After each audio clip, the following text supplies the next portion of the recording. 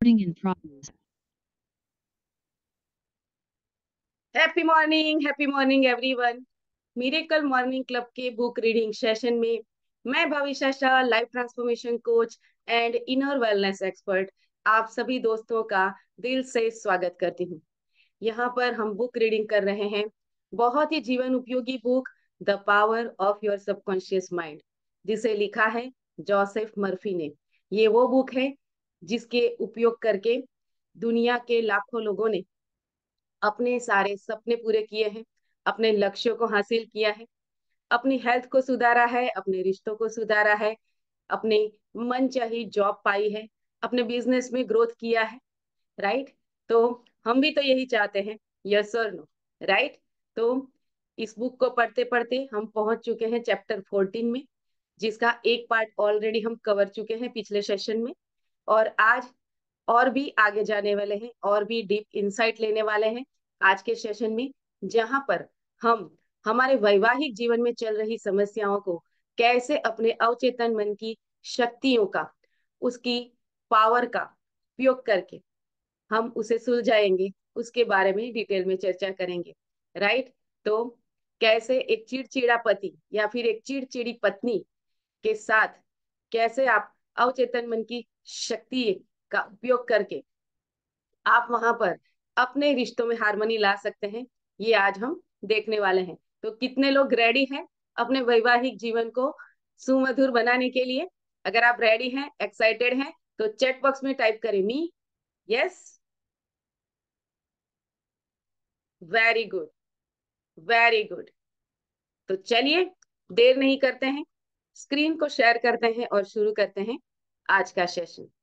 तो पहले हम ये देख लेते हैं कि अब तक हमने क्या सीखा है। राइट। चलिए, तो हमने पिछले सेशंस में देखा कि अगर हमें एक अच्छे जीवन साथी को आकर्षित करना है, राइट, चाहे आप पुरुष हो या महिला, तो आप कैसे वहां पर अपने सबकॉन्शियस माइंड को पावरफुल सजेशंस देंगे, ताकि एक सही माइंडसेट वाली व्यक्ति को आप अपने जीवन साथी के रूप में अपने जीवन में आकर्षित कर पाए। राइट। तो अगर एक लड़का अपने लिए एक जीवन साथी का चुनाव करने की प्रोसेस में है, तो वहां पर उसे क्या करना चाहिए? उसे घोषणा करनी चाहिए कि मैं उपयुक्त महिला को आकर्षित कर रहा हूं, जिसके साथ मेरा पूरा तालमेल होगा। वह आध्यात्मिक मेल है, क्योंकि यह देवी प्रेम है। यह प्रेम किसी ऐसी महिला के व्यक्तित्व द्वारा काम कर रहा है जिसके साथ मेरी जोड़ी आदर्श रहेगी। मैं जानता हूं कि मैं इस महिला को प्रेम, प्रकाश, शांति और खुशी दे सकता हूं। मैं महसूस करता हूं और विश्वास करता हूं कि मैं इस महिला के जीवन को पूर्ण व अद्भुत बना सकता हूं। मैं अब आदेश देता हूं कि उसमें ये गुण और आदतें हैं। वह आध्यात्मिक, निष्ठावान, वफादार और ईमानदार है। वह सामंजस्यपूर्ण, शांत और खुश मिजाज है। हम एक दूसरे के प्रति प्रबलता से आकर्षित हैं, जो प्रेम, सत्य और सुंदरता से संबंध रखता है। यही मेरे अनुभव में आ सकता है। अब मैं अपने आदर्श जीवन साथी को स्वीकार करता हूँ। राइट। तो वहां पर प्रेजेंट कंटिन्यूअस टेंस में अपने सबकॉन्शियस माइंड को ये पावरफुल ऑटो सजेशंस देने के लिए लेखक ने कहा गया है, जिसके ऊपर हमने बहुत डिटेल में कल चर्चा ऑलरेडी कर ली है। राइट। इसके बाद अगर एक लड़की अपने लिए जीवन साथी को आकर्षित करना चाहती है, आदर्श जीवन साथी को, तो वहां पर वो क्या करे? तो वहां पर भी यही है कि मैं जानती हूँ कि आकर्षण का नियम अचूक होता है, और मैं अपने अवचेतन विश्वास के अनुसार अपनी और किसी पुरुष को आकर्षित करती हूँ। मैं उसे आकर्षित करती हूँ जिसे मैं अपने अवचेतन मन में सच्चा महसूस करती हूँ। मैं जानती हूँ कि मैं उसकी शांति और सुख को बढ़ा सकती हूँ। वह मेरे आदर्शों से प्रेम करता है और मैं उसके आदर्शों से प्रेम करती हूँ। वह मुझे बदलकर नया नहीं बनाना चाहता है, और ना ही मैं उसे बदलकर नया बनाना चाहती हूँ। हमारे बीच आपसी प्रेम, स्वतंत्रता और सम्मान है। राइट। तो अपने अवचेतन मन में इस तरीके के विचार भरने की इस प्रक्रिया का हमें अभ्यास करना है, उसको बार बार रिपीट करना है, क्योंकि ऑलरेडी डे वन से हम देखते आए हैं कि जब हम कोई भी पावरफुल थॉट को बार बार रिपीट करते हैं तो फिर उसके अकॉर्डिंग हमारे सबकॉन्शियस माइंड में उसकी प्रोग्रामिंग होने लगती है। और फिर आपकी ओर एक ऐसा पुरुष या फिर एक ऐसी महिला आकर्षित हो जाती है जिसमें वही गुण और लक्षण होते हैं जिसकी आपने मानसिक रूप से कल्पना की थी, राइट। और जब ये प्रोसेस करते हैं उस वक्त जब आप शांति और गहरी रुचि से उन गुणों और लक्षणों के बारे में सोचेंगे जिन्हें आप अपने चाहे गए साथी में पसंद करते हैं, तो आप अपनी मानसिकता में उसका मानसिक समतुल्य बना लेंगे, यानी कि उसके साथ एनर्जी लेवल पर आप अलाइनमेंट में आ जाएंगे। आपका लॉ ऑफ अट्रैक्शन उसी तरीके से एक्टिवेट हो जाएगा और फिर यूनिवर्स आपकी जो गुणों वाली या फिर लक्षणों वाली जो आपकी इच्छा है, राइट, उस इच्छा को मैच करता हुआ जीवन साथी आपके जीवन में भेज देगा। फिर आपके अवचेतन मन का अधिक गहरा प्रवाह आप दोनों को देवी विधान के तरह तहत एक साथ ले आएगा, राइट। तो इसके बाद कल के सेशन में हमने देखा था कि वहां पर लेखक ने रियल एग्जाम्पल शेयर किए थे कि अगर हमारा माइंडसेट ठीक नहीं होता है रिश्तों को लेकर तो कैसे हम गड़बड़ी कर देते हैं।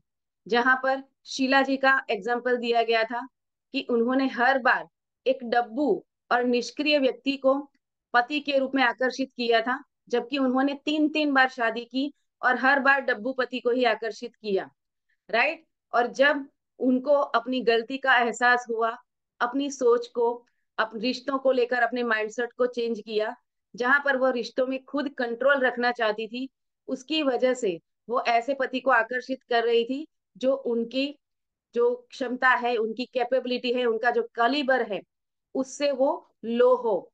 तो बाद में जैसे ही उन्होंने अपने माइंडसेट को शिफ्ट किया, उन्होंने एक ऐसे पति को आकर्षित किया जो सच में कॉन्शियस लेवल पर वो चाहती थी कि उनकी बराबरी का हो, राइट। फिर उनका चौथा जो वैवाहिक जीवन था, चौथी शादी थी, वो सफल रही, राइट। और दूसरे भी एग्जाम्पल्स वहां पर दिए गए थे कि जब दो पति पत्नी साथ मिलकर अपने वैवाहिक जीवन की जो समस्याएं हैं उसको सुलझाने के लिए कॉन्शियस एफर्ट डालते हैं, दोनों साथ मिलकर जब प्रोसेस करते हैं तो वहां पर बहुत ही फास्ट रिजल्ट मिलते हैं, मिरेकल हो जाते हैं, हार्मनी जल्दी से आ जाती है, राइट। अगर हम तलाक लेना चाहते हैं तो तलाक लेने से पहले हमें किन किन बातों पर सोच विचार करना चाहिए, ये सारी चीजें हमने कल के सेशन में डिटेल में ऑलरेडी देख चुके हैं हम। अगर आप इस सेशन को पहली बार देख रहे हैं तो मैं आपको रिक्वेस्ट करूंगी कि आप हमारी चैनल भाविशा शाह के ऊपर, यूट्यूब चैनल के ऊपर आप जाएं, वहां पर प्लेलिस्ट है पावर ऑफ सबकॉन्शियस माइंड, वहां पर पिछला सेशन यानी सेशन 29 का वीडियो आप जरूर से देखें, राइट।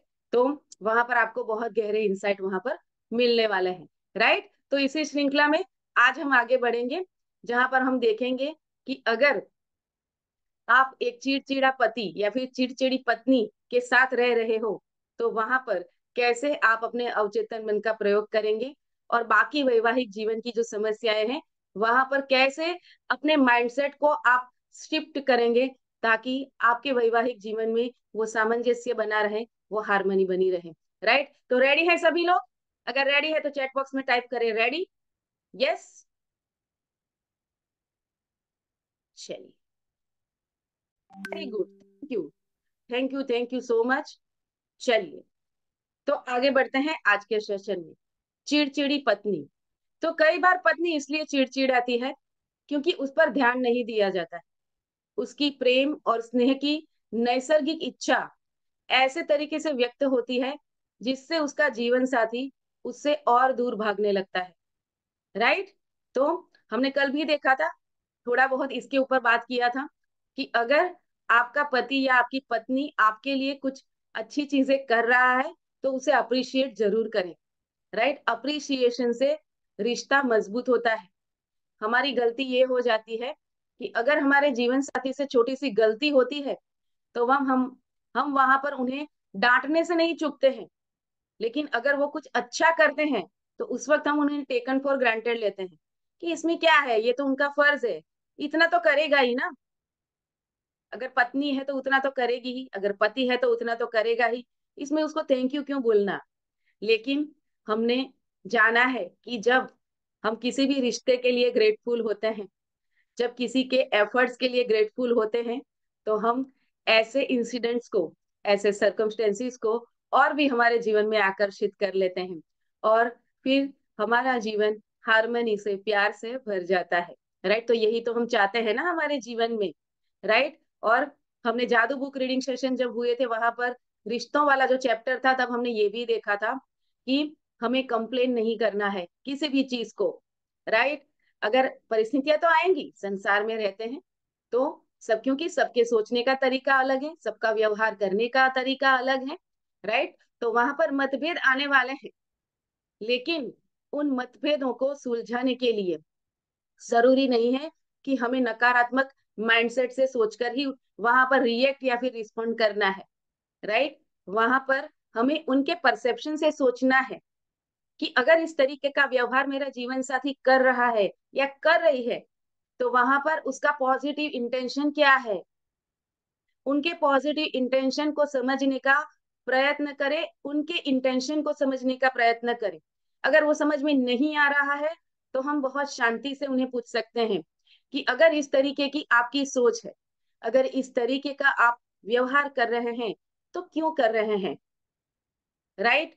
तो वो बता सकते हैं कि वो ऐसा व्यवहार क्यों कर रहे हैं, एग्जैक्टली वो चाहते क्या है। हमारी दिक्कत क्या होती है पता है, वो मुझे समझता ही नहीं, वो मुझे समझते ही नहीं है। भी आप समझा दो ना, आप उन्हें समझाना क्या चाहते हो। राइट। तो आप अज्यूम करके चलते हो कि वो समझ लेगी या समझ लेगा, लेकिन जनरली ऐसा होता नहीं है, और इसी वजह से फिर झगड़े होते हैं, क्योंकि आपने अज्यूम कर लिया कि जैसा आप सोच रहे हो वैसा आपके जीवन साथी ने समझा है। लेकिन अगर उसने इस तरीके से नहीं समझा है, तो आप अपने इस तरीके से उन्हें क्यों समझाना चाहते हैं, ये आप उन्हें समझाइए, प्यार से समझाइए। राइट। क्योंकि at the end of the day we all are human beings. हमारे सबकी सोचने की शक्ति की एक मर्यादा है। और हम, देखो पति पत्नी दोनों हैं, दोनों एक अलग एनवायरमेंट से आए हैं, दोनों की परवरिश अलग माहौल में हुई है। राइट। तो फिर उसी तरीके से उनके ब्रेन में पैटर्न पड़े हुए हैं हर चीज को लेकर, रिश्तों को लेकर, हेल्थ को लेकर, राइट, मनी और करियर को लेकर, और बाकी सारी चीजों को लेकर। सबके परसेप्शन अलग होते हैं। राइट। क्योंकि उन्होंने अपने लाइफ एक्सपीरियंस से उन चीजों को लेकर वो ब्रेन में न्यूरल पैटर्न क्रिएट किए हुए हैं, और वो उनका सत्य है, और वो उतना ही सत्य है जितना आपका सत्य है। मैं हमेशा ये कहती हूँ कि सत्य जो है ना, उसके दो हिस्से नहीं, तीन हिस्से होते हैं। एक आपका सत्य, एक सामने वाले का सत्य, और एक तीसरा वो सत्य जो सचमुच सत्य है, सनातन सत्य है। तो सत्य वो त्रिकोण है, और वो त्रिकोण को जिस दिन आप समझ लेंगे ना, फिर किसी भी रिश्ते में आप वहां पर वो ग्लिच खड़ी नहीं कर पाएंगे। क्योंकि वहां पर आपके मन में एक ऐसा भाव रहेगा, एक ऐसा अटीट्यूड रहेगा, जहां पर आप दूसरे के अटीट्यूड को, दूसरे के स्वभाव को समझते हैं, उनको एक्सेप्ट करते हैं, और उनके परसेप्शन को सही तरीके से समझने की सोच रखते हैं। आप अपने विचार दूसरों पर थोपने वाले विचार में नहीं रहते हैं, ऐसे स्वभाव में नहीं रहते। राइट। तो हमेशा दूसरों के विचारों का सम्मान करना सीखे। और हो सकता है, कल भी मैंने बताया था, राइट, कि आप भी सही हो और वो भी सही हो, वो 6 और 9 वाला बता के। राइट। अगर एक पेपर पे मैंने लिखा 6, और आपको मैंने पूछा कि यहाँ पे क्या लिखा है, आपको दिखा 9, और मुझे क्या लगा, इसको तो समझ में नहीं आता है, मैंने तो 6 लिखा है, उसने 9 कैसे समझ लिया। लेकिन मुझे बताओ, क्या वो गलत है। नहीं। करना क्या था, उसको जिस तरीके से वो दिख रहा है उस तरीके से मुझे देखना था। कागज को जैसे ही उल्टा किया, मेरी समझ में आ गया कि ये 6 उसको 9 क्यों दिख रहा है। यही होता है रिश्तों में दोस्तों। राइट। तो हमेशा एक दूसरे के परसेप्शन को सही तरीके से समझने के एटीट्यूड में रहें, तभी वैवाहिक जीवन में सामंजस्य बना रहेगा। राइट? चलिए, समझ में आ गया है, अंडरस्टैंड हो गया है, तो चैट बॉक्स में टाइप करें यू। फिर हम आगे बढ़े बुक रीडिंग में। यस, तो अपनी पत्नी पर ध्यान दें और उनकी सराहना करें, उसके कई अच्छे गुणों या बातों की प्रशंसा करें और उसे ऊपर उठाएं। राइट? अगर आपकी पत्नी जब से शादी करके आई है, आपकी शादी को चाहे कितना भी टाइम हो गया हो, 5 साल, 10 साल, 15 साल, 25 साल, राइट, तो जब से वो आई है, आपके घर के माहौल के अनुकूल बनने की उसने अपनी पूरी कोशिश की है, उसके अनुरूप उसने अपने आप को ढाला है, जबकि उसके मायके में ऐसा नहीं था। तो क्या आपको नहीं लगता कि उसके इस एफर्ट के लिए आपको उसे अप्रिशिएट करना चाहिए? क्योंकि हमारे समाज में आज भी यही एक कॉमन जनरलाइज एक सोच चल रही है कि बहुओं को ही एडजस्ट करना होता है। कह दिया जाता है हमारे घर में ये नहीं चलता है, सुनी ही नहीं जाती उसकी बात। लेकिन हो सकता है कि आपके घर में जो बरसों से चलता आ रहा हो वो सच में गलत हो, और अगर वो वहां पर कोई सकारात्मक सजेशन दे रही है, कुछ अच्छा करने का सजेशन दे रही है, तो क्या हम उसे स्वीकार नहीं कर सकते? थोपना क्यों है? हमारे घर में यही नियम है। अगर वो नियम सच में वो वर्कआउट नहीं कर रहा है और उसकी जगह पे वो कुछ ऐसा करने का सजेशन दे रही है जिससे सच में फैमिली में कुछ कंस्ट्रक्टिव हो सकता है, तो क्या उसकी बात को स्वीकार नहीं किया जाना चाहिए? एडजस्टमेंट हमेशा दोनों तरफ से होना चाहिए। राइट? वो बहू बन के आई है, उसको एडजस्ट करना है, बिल्कुल करना है, लेकिन आपको भी उसके अरमानों को समझना होगा। आपको भी ये समझना होगा कि वो एक अलग माहौल से आई है, तो उसको एडजस्ट होने में थोड़ा टाइम देना पड़ेगा। डे वन से ही ये एक्सपेक्टेशन ना रखे कि वो आपके घर के माहौल के अकॉर्डिंग ही अपना व्यवहार करे। राइट? आजकल तो अच्छा है कि एंगेजमेंट के बाद काफी सारा समय दोनों एक दूसरे को समझने में, फैमिली मेंबर्स को एक मेंबर्स जो है वो भी एक दूसरे को समझने में काफी सारा टाइम लेते हैं, तो इतनी दिक्कतें नहीं आती हैं। लेकिन पहले के समय में ये चांस नहीं मिलता था, और फिर होता क्या था, शुरू से ही रिश्तों में गांठ पड़ जाती थी। राइट? और फिर वो गांठ बहुत मजबूत होती जाती थी। वो कांटा जो एक बार पड़ गया, वो जो दरार पड़ गई रिश्ते में, राइट, बाद में वो दरार जीवन भर चलती रहती थी। बाद में कितनी भी अच्छी चीजें क्यों ना हो, वो दरार हमेशा दिखती रहती थी। राइट? तो फिर वहां पर एक आपसी समझ का माहौल बनाना बहुत जरूरी है। तो अपनी पत्नी को अप्रिशिएट करें। कल भी बताया था, इतने सालों से वो खाना बनाती है, रोज खाना अच्छा बनता है, कभी कभी नमक ज्यादा पड़ गया, कभी खाना तीखा हो गया, आप डांट देते हो, लेकिन इतना टाइम अच्छा खाना बनाया, उसके लिए आपने अप्रिशिएट नहीं किया अपनी पत्नी को। राइट? और यही बात पत्नियों के ऊपर भी लागू होती है। आपके पति ने आपके लिए कितनी अच्छी चीजें भी की है, क्या कभी आपने उन्हें अप्रिशिएट किया? राइट? आप घर में बैठ के गरम गरम रोटी खा सकती हैं, उसके लिए वो मॉर्निंग में वो टिफिन लेकर निकल जाता है, और बरसों से वो ठंडा टिफिन खा रहा है। क्यों? ताकि वो आपको वो सुकून की जिंदगी दे सके, आपको वो कंफर्ट दे सके, आपको वो लग्जरी प्रोवाइड करा सके। क्या कभी आपने उसके लिए उसको अप्रिशिएट किया? क्या इस नजरिए से कभी सोचा भी?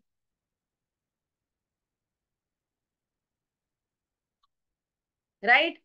उसकी जॉब अगर मार्केटिंग की है, अभी कितना धूप है, 42 43 डिग्री टेम्परेचर चल रहा है।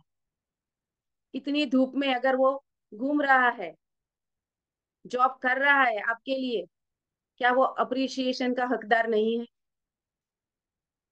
आप घर में एसी में बैठी हो और व्हाट्सएप पे चैट कर रही हो, रील्स देख रहे हो इंस्टाग्राम पे दोपहर में, या फिर चैन की नींद सो रहे हो आप, जबकि वो इतनी तेज धूप में अपना काम कर रहा है।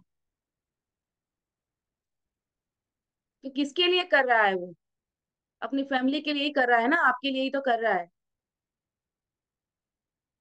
अभी थैंक यू कहा उनको, थैंक यू यार, मेरे लिए इतना कर रहे हो तुम। यस और नो? राइट। चलिए आगे बढ़ते हैं। अगर अप्रिसिएशन होगा तो फिर वहां पर चिड़चिड़ेपन का अस्तित्व नहीं रहेगा। अप्रिसिएशन का जो गैप होता है ना, वही चिड़चिड़ेपन को जन्म देता है। ग्रेटिट्यूड नहीं करते हैं हम, ग्रेटफुल नहीं रहते हैं हम, राइट, वही वो डिससेटिस्फेक्शन क्रिएट करता है, जिसके कारण हमारे जीवन साथी के अंदर वो चिड़चिड़ापन आ जाता है। तो चिड़चिड़ेपन का एक और प्रकार, जीवन साथी को किसी खास तरीके से चलाने की इच्छा है, राइट। ये जीवन साथी को दूर भगाने का बहुत ही कारगर उपाय है। पति पत्नियों को ध्यान रखना होगा कि वे आक्रामक ना बने, और ना ही एक दूसरे के छोटे मोटे दोषों या गलतियों की तलाश में जुटे रहे। दोनों को ही अपने जीवन साथी के सृजनात्मक और अद्भुत गुणों पर ध्यान देना चाहिए और उनकी प्रशंसा करनी चाहिए, राइट। तो अगर आपका जीवन साथी आपकी प्रशंसा नहीं करता है तो क्या करें? ये सवाल आ रहा है अभी सबके मन में कि मैं तो समझ गया या समझ गई मैम, लेकिन उसको कौन समझाए? पहले आप खुद समझ जाइए। अगर वो अप्रिशिएट नहीं कर रहा है तो खुद अपने आप को अपनी अप्रिशिएट खुद तो करो पहले, कि मैं अच्छा काम कर रही हूँ। एक पॉजिटिव माइंडसेट के साथ तो चलिए, पहले वो तो शुरू कीजिए आप।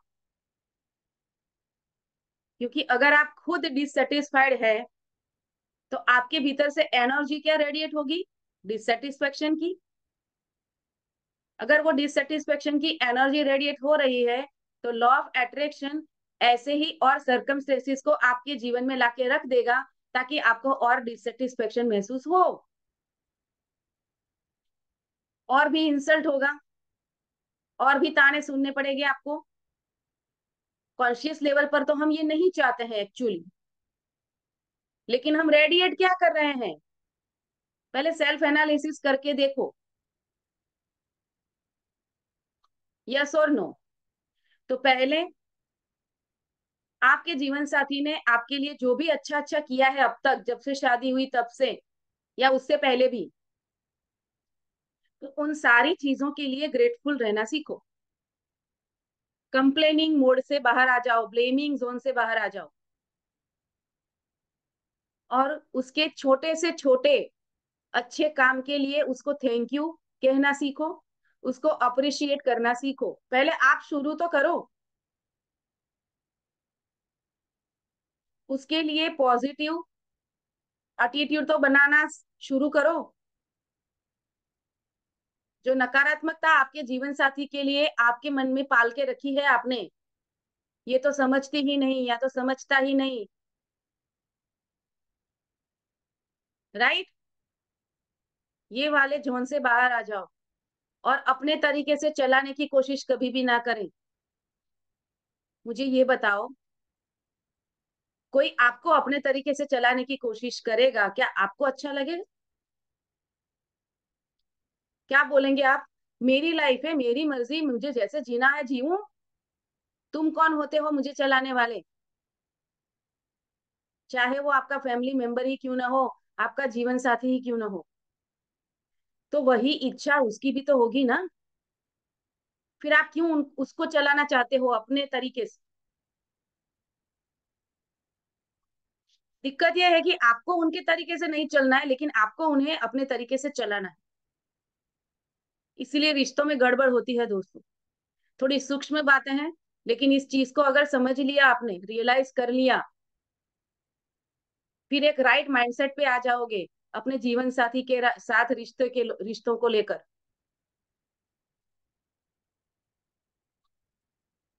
यस और नो? तो अप्रिशिएट करने में कभी भी कंजूसी ना करें। उसने जो भी किया है उसके लिए ग्रेटफुल रहें। वो भी एक इंसान है, गलतियां उससे भी हो सकती है, गलतियां आपसे भी हुई है। ये बात अलग है कि आप अपने ईगो में आके उसका स्वीकार नहीं कर रहे हो, लेकिन गलतियां हमसे भी हुई हैं। तो इस चीज का स्वीकार करके चलें। सिर्फ अच्छी बातों पर फोकस करें, उनकी अच्छी बातों को याद करें। और जब एक अच्छे मूड में हो, साथ में बैठे हो, अच्छा हेल्दी डिस्कशन चल रहा है, उस वक्त बहुत ही पोलाइटली और बहुत ही अच्छे शब्दों में, नाइस वर्ड्स में आप अपने विचार, उनकी जो पसंद नहीं आने वाली चीजें हैं उसके लिए रख सकते हो। आप अपने एक्सपेक्टेशंस उनको बता सकते हो पॉजिटिव तरीके से। उसके लिए ताना देने की जरूरत नहीं है। हमारी दिक्कत यह है कि हम ताना देकर सुनाते हैं। और हमेशा याद रखो, जिस चीज के लिए ताना दिया जाता है ना, उसके लिए हमारा माइंड मेंटल बैरियर क्रिएट कर लेता है। उसके लिए फिर माइंड में नो ही आ जाता है कि ये तो अब होगा ही नहीं, तू कुछ भी कर ले, ये तो मैं करूंगा ही नहीं या करूंगी ही नहीं, ये आएगा। जबकि कॉन्शियस लेवल पे आप क्या चाहते हो कि वो ये करें, लेकिन आपका व्यवहार कैसा हुआ कि वो और भी गांठ बांध ले कि ये तो करूंगा ही नहीं या करूंगी ही नहीं। फिर बोलते हो चल रहा है जीवन, लेकिन वहां पर कोई हैप्पीनेस नहीं है, शांति नहीं है, रोज कुछ न कुछ छोटी मोटी चीजें होती ही रहती है। फिर सब कुछ है, बड़ा घर है, अच्छे बच्चे हैं, गाड़ी है, समाज में नामना है, लेकिन फुलफिलमेंट नहीं है। क्यों? क्योंकि अपने ही जीवन साथी के साथ आपका रिश्ता हार्मोनियस नहीं है। और जब एक दुखी पत्नी खाना बनाती है, जब एक दुखी पत्नी माँ का रोल प्ले करती है, तो फ्रस्ट्रेशन निकलता है बच्चों पे, फ्रस्ट्रेशन निकलता है खाने पे। राइट? और फिर उसका भी इम्पैक्ट आता है आपकी लाइफ में। वो एक अलग चैप्टर है, माइंडफुल ईटिंग एंड कुकिंग क्या होता है, किस माइंडसेट में आप खाना बनाते हो, उसका आपके मेंटल स्टेट पे और आपकी हेल्थ पे क्या इम्पैक्ट होता है, उसके ऊपर 2 घंटे का मेरा सेशन होता है। ठीक उसी तरह अगर एक चिड़चिड़ा पति ऑफिस जा रहा है, तो वहां पर वो अपने एम्प्लॉय का रोल ठीक से प्ले कर पाएगा? क्या वो अपना पूरा पोटेंशियल वहां पर वो दे पाएगा? उसकी प्रोडक्टिविटी पे उसका इम्पैक्ट आएगा? क्योंकि बैकएंड में तो कैसेट रन हो रही होगी ना, बेबी के साथ झगड़ा करके निकला है घर से, तो वहां पर गलतियां होने की संभावना बढ़ जाती है, जिसके कारण उसका प्रमोशन रुक सकता है।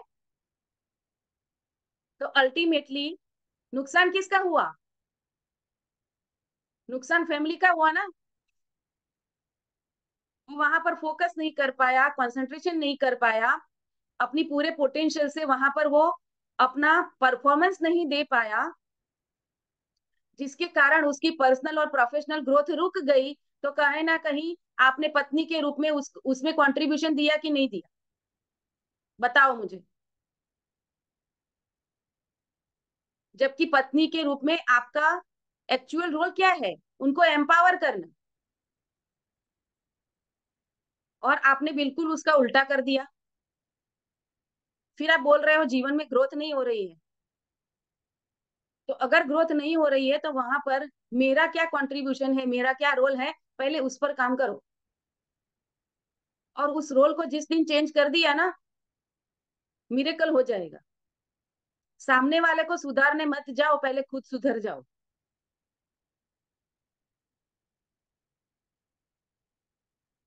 यस और नो? एक नया इंसाइट मिला है आज? आई ओपनिंग लग रहा है? अगर आई ओपनिंग लग रहा है, चैट बॉक्स में टाइप करो आई ओ। यस, एक्टिवली पार्टिसिपेट कीजिए दोस्तों, क्योंकि जब आप लिखते हो तो सबकॉन्शियस को बहुत ही पावरफुल मैसेज जाता है। यस और no? Very good. Thank you Hamida ji, thank you Nidhi ji. Yes, right. चलिए, फिर आगे बढ़ते हैं बुक रीडिंग में, देखते हैं क्या कहते हैं आगे लेखक। तो एक दूसरे की प्रशंसा करना सीखो, राइट। चलिए, भाई पत्नी के बाद अभी पति के बारे में क्या कह रहे हैं ये भी देख लेते हैं हमारे लेखक जोसेफ मर्फी जी।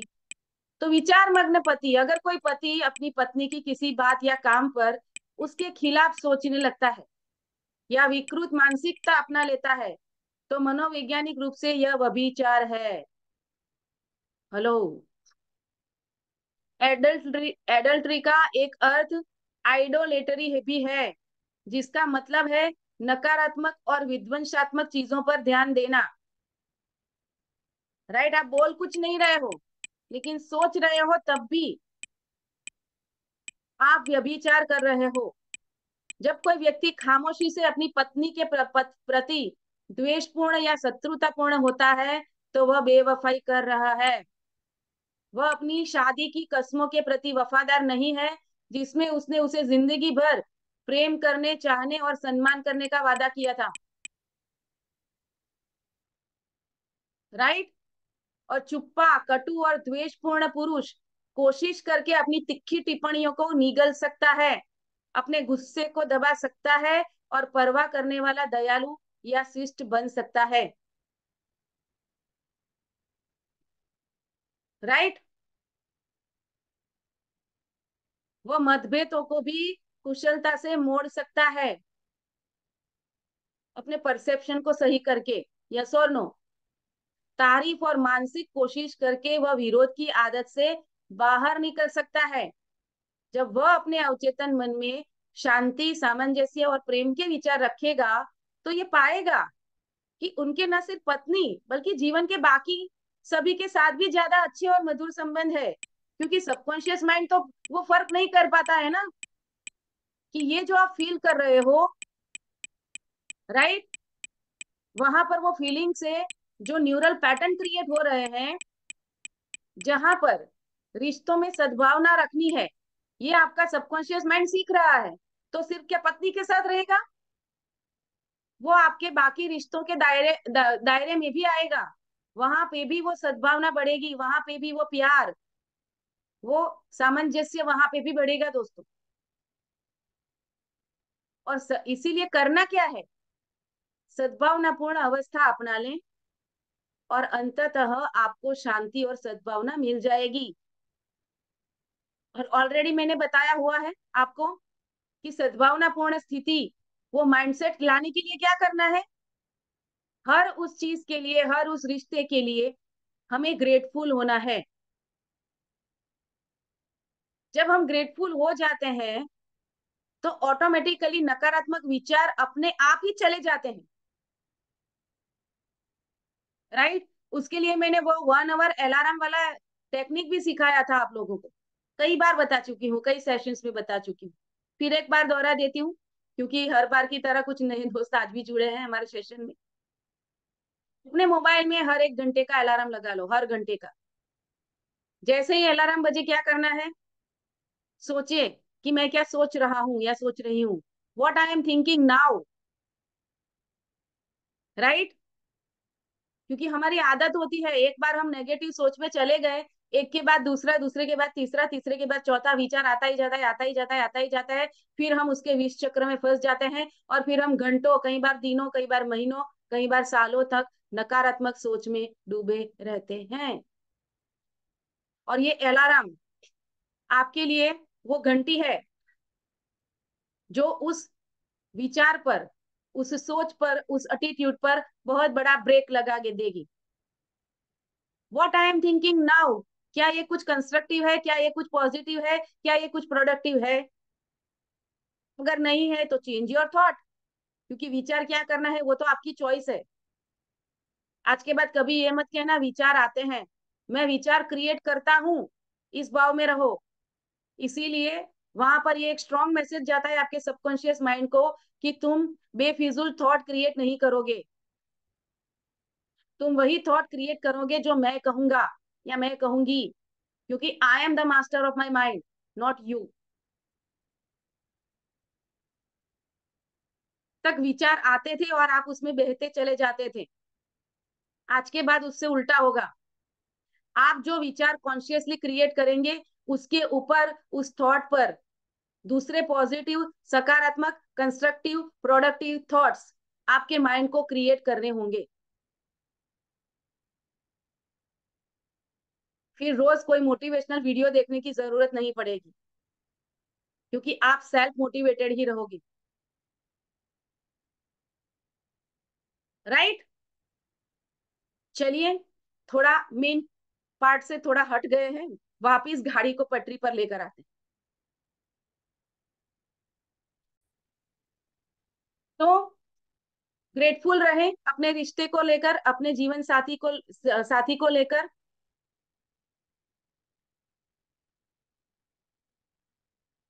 फिर देखना, वो सद्भावनापूर्ण अवस्था आपका सहज स्टेट बन जाएगा, नेचुरल स्टेट, कि आप हमेशा पॉजिटिव हो, हमेशा आप शांत हो।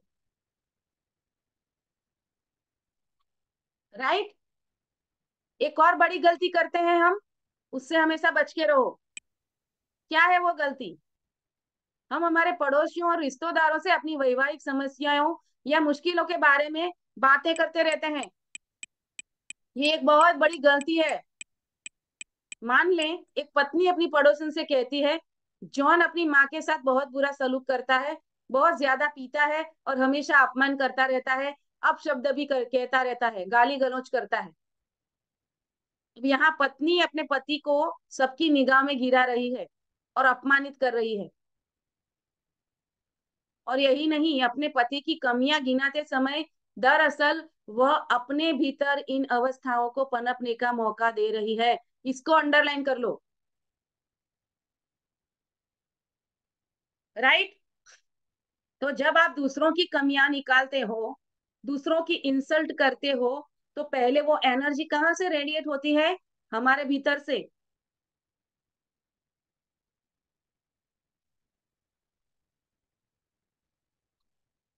तो अपने जीवन साथी के बारे में कभी भी किसी के साथ नेगेटिव बात ना करें, अपने घर वालों से भी नहीं। पत्नियां को बहुत आदत होती है, कुछ हुआ नहीं तुरंत माँ को फोन लगाया, मेरी सास ने ये कह दिया, मेरे पति ने ये कह दिया, मेरी ननद ने ये कह दिया, मेरी देवरानी ये है, मेरी जेठानी ये है, मेरा देवर ये करता है, मेरा जेठ ये करता है, सबकी बुराई करती रहती है। ये करना बंद कर दो। अगर ये करेंगे तो कभी भी आपकी फैमिली के साथ आपके रिश्ते ठीक नहीं होंगे, क्योंकि सबके लिए आप नेगेटिव एनर्जी रेडिएट कर रही हो। जबकि आप चाहते तो ये वो कॉन्शियस लेवल पे कि फैमिली में आपको स्वीकार कर लिया जाए। तो अगर आप अपने सारे फैमिली मेंबर्स के बारे में नेगेटिव बातें कर रही हो, तो रेडिएट क्या कर रही हो उनके लिए? जो रेडिएट करोगे वो मिलेगा। अगर आप अपने सास ससुर देवर जेठ जेठानी ननंद जो भी है आपके रिश्तेदार, और आपका पति भी,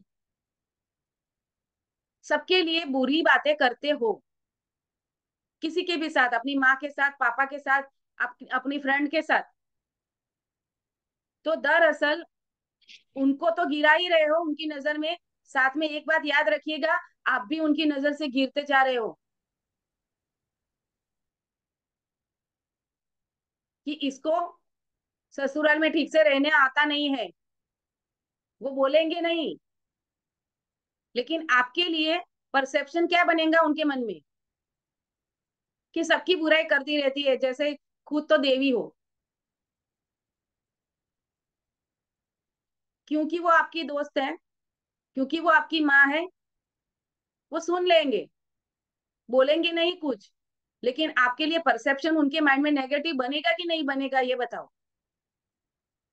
तो अपने स्वार्थ के लिए भी, अपना परसेप्शन दूसरों के माइंड में पॉजिटिव रखने के लिए भी ये करना छोड़ दो। कर सकते हो? क्योंकि जब भी आप कोई भी बुरा जो भाव है उसके बारे में बात करते हो, तो वो भाव पहले आपके भीतर पैदा होता है। क्योंकि हर भाव के लिए आपके माइंड में एक इमेज है। अगर आप बोल रहे हो कि मेरा पति गुस्सा करता है, तो गुस्से को लेकर एक इमेज है आपके माइंड में, और उस इमेज को आपका माइंड ट्रिगर कर देता है। और जो ट्रिगर होगा वो रेडिएट होगा, जो रेडिएट होगा वो मैनिफेस्ट होगा। तो और भी ऐसे सर्कमस्टेंसेस आप अपने जीवन में अट्रैक्ट करोगे, ताकि आपका पति और भी गुस्सा करे आपके ऊपर।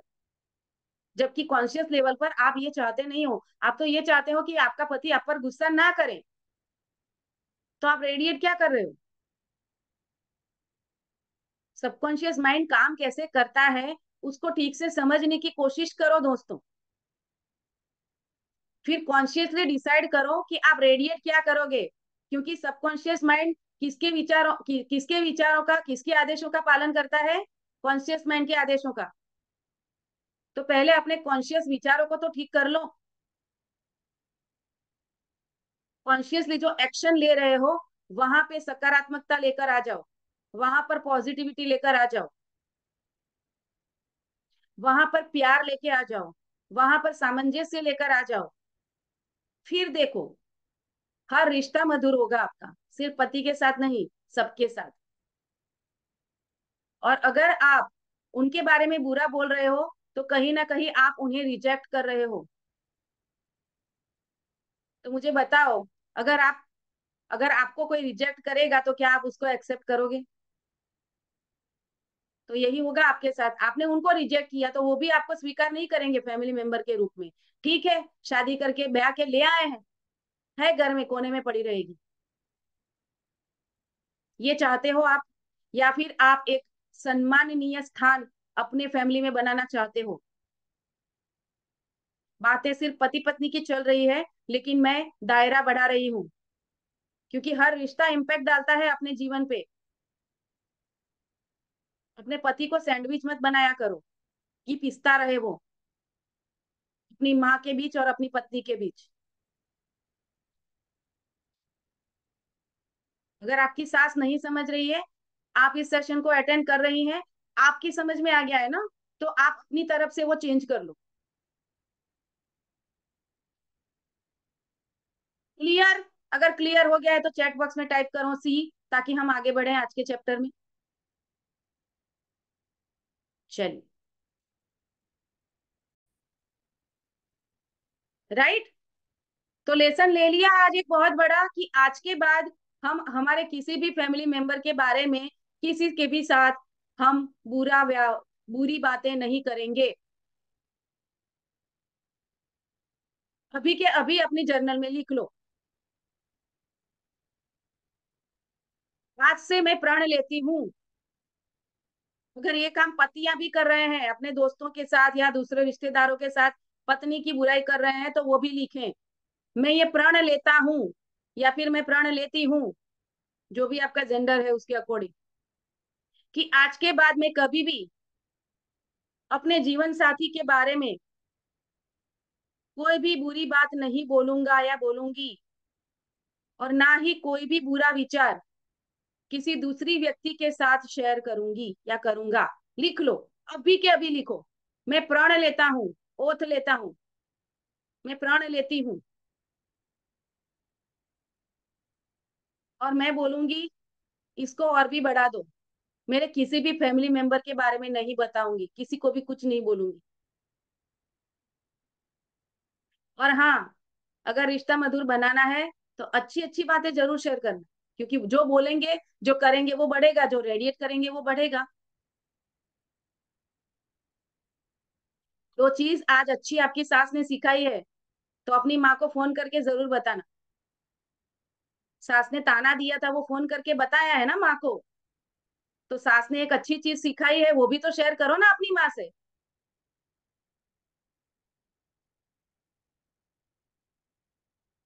यस और नो? तो अपने व्यवहार को चेंज करके देखो पॉजिटिवली, फिर देखो मिरेकल होता है कि नहीं। रिश्तों में सामंजस्य अगर नहीं है तो वहां पर मेरा क्या रोल है, मेरा क्या कंट्रीब्यूशन है, उस हिस्से को एनालाइज करें और वहां पर पूरा ट्रांसफॉर्म करें इस चीज को। आज मैंने आपको उसका टेक्निक बता दिया है। ठीक है, आगे बढ़ते हैं।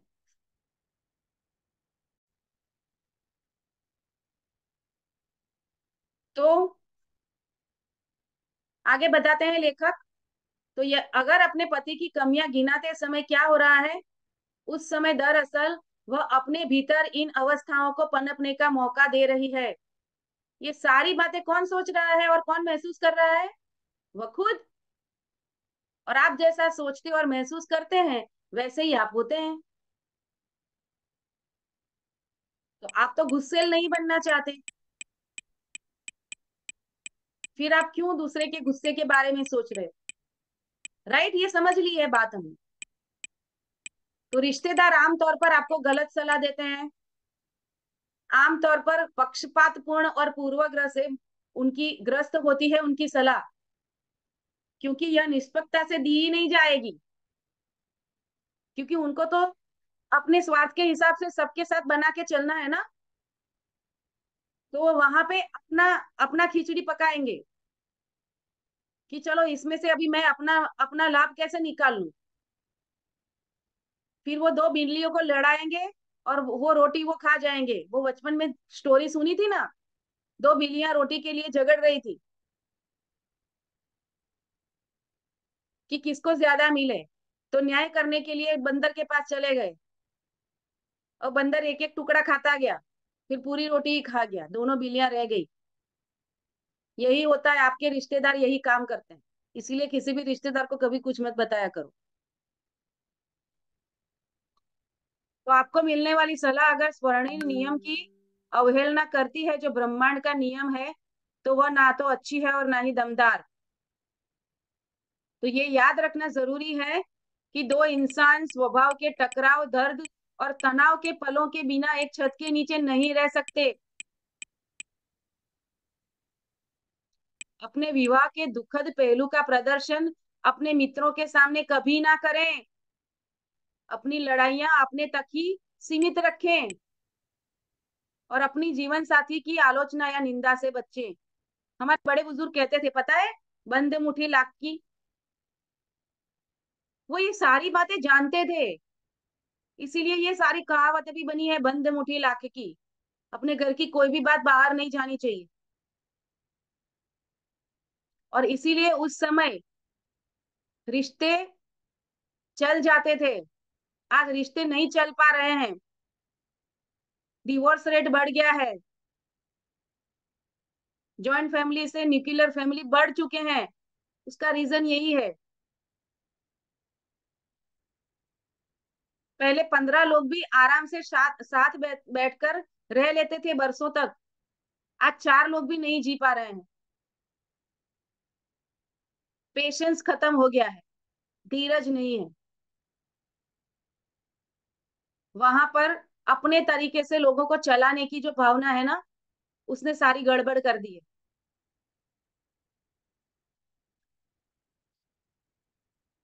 क्लियर? चलिए, फिर आगे बढ़ते हैं।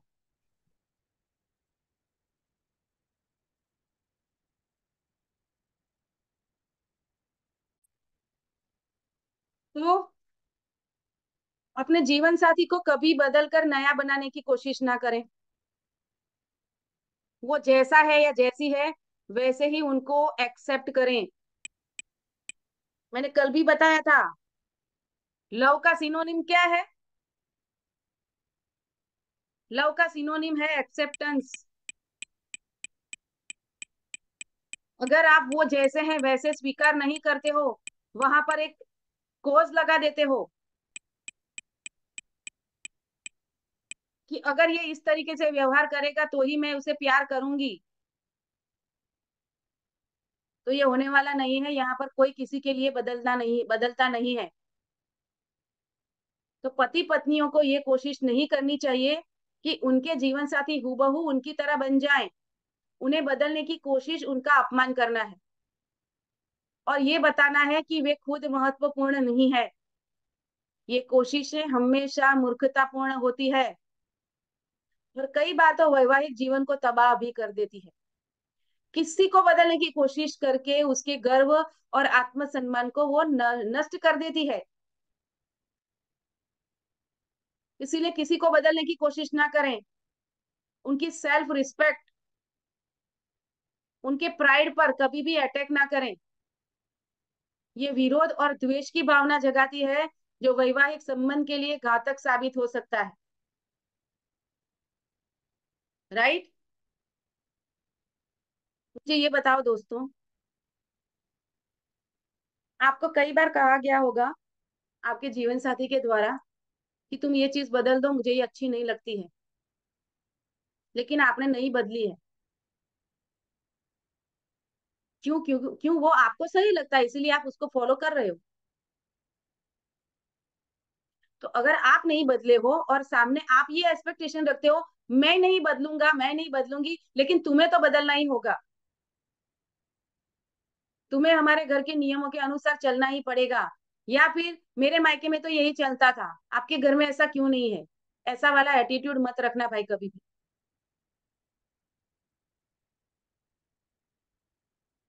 कभी भी दूसरों को बदलने की कोशिश ना करें। वो जैसे हैं वैसे उनको स्वीकार कर लें। और यकीन कीजिए दोस्तों, वो जैसे है वैसे जब आप उनको स्वीकार कर लेते हैं ना, फिर वो लोग भी आप जैसे हैं वैसे आपको स्वीकार कर लेंगे। फिर आपकी बातें भी सुनी जाएंगी।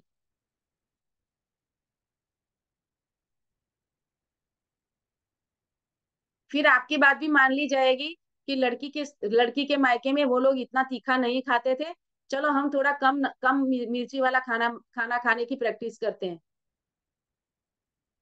वो भी एडजस्ट करेंगे। लेकिन शुरुआत कहाँ से होगी? खुद से। पहले खुद स्वीकार कर लो उन लोगों। राइट। ये वैसा वर्षा है, दोनों के लिए लागू होता है, हाँ ये। तो जाहिर है आपसी तालमेल की ही जरूरत होती है। हम में से कोई भी आदर्श नहीं है, कोई भी आइडियल है ही नहीं। इसीलिए हम इंसान हैं। हमारे अंदर गुण और अवगुण दोनों ही है, इसीलिए हम इंसान हैं। अगर हम सिर्फ गुणों से भरे होते तो हम भगवान हो गए होते। और ये जीवन साथियों के बारे में भी सच है। लेकिन अगर आप अपने दिमाग के भीतर अच्छी तरह देखें और अपने चरित्र तथा व्यवहार का अध्ययन करें, तो आपको इतनी कमियां मिल जाएंगी कि उन्हें दूर करने में आप जिंदगी भर व्यस्त रह सकते हैं। अगर आप सोचते हैं कि मैं उसे अपने मनचाहे सांचे में डालूंगा, तो आप समस्या को आमंत्रित कर रहे हैं और तलाक का रास्ता पकड़ रहे हैं। आप दुख की तलाश कर रहे हैं, जबकि आपने शादी क्यों की थी? शादी क्यों की थी आपने? सुखी होने के लिए की थी ना। और रास्ता क्या चुना आपने? तलाक का। अगर आप अपने तरीके से चलाने जाएंगे अपने पत्नी को, तो तलाक का रास्ता क्लियर कर रहे हो आप। दरारें कब खाई बन जाएगी आपको पता भी नहीं चलेगा अपने इस एटीट्यूड से। तो अगर ये एटीट्यूड अभी भी आपके भीतर है, तो समझ जाओ, सुधर जाओ।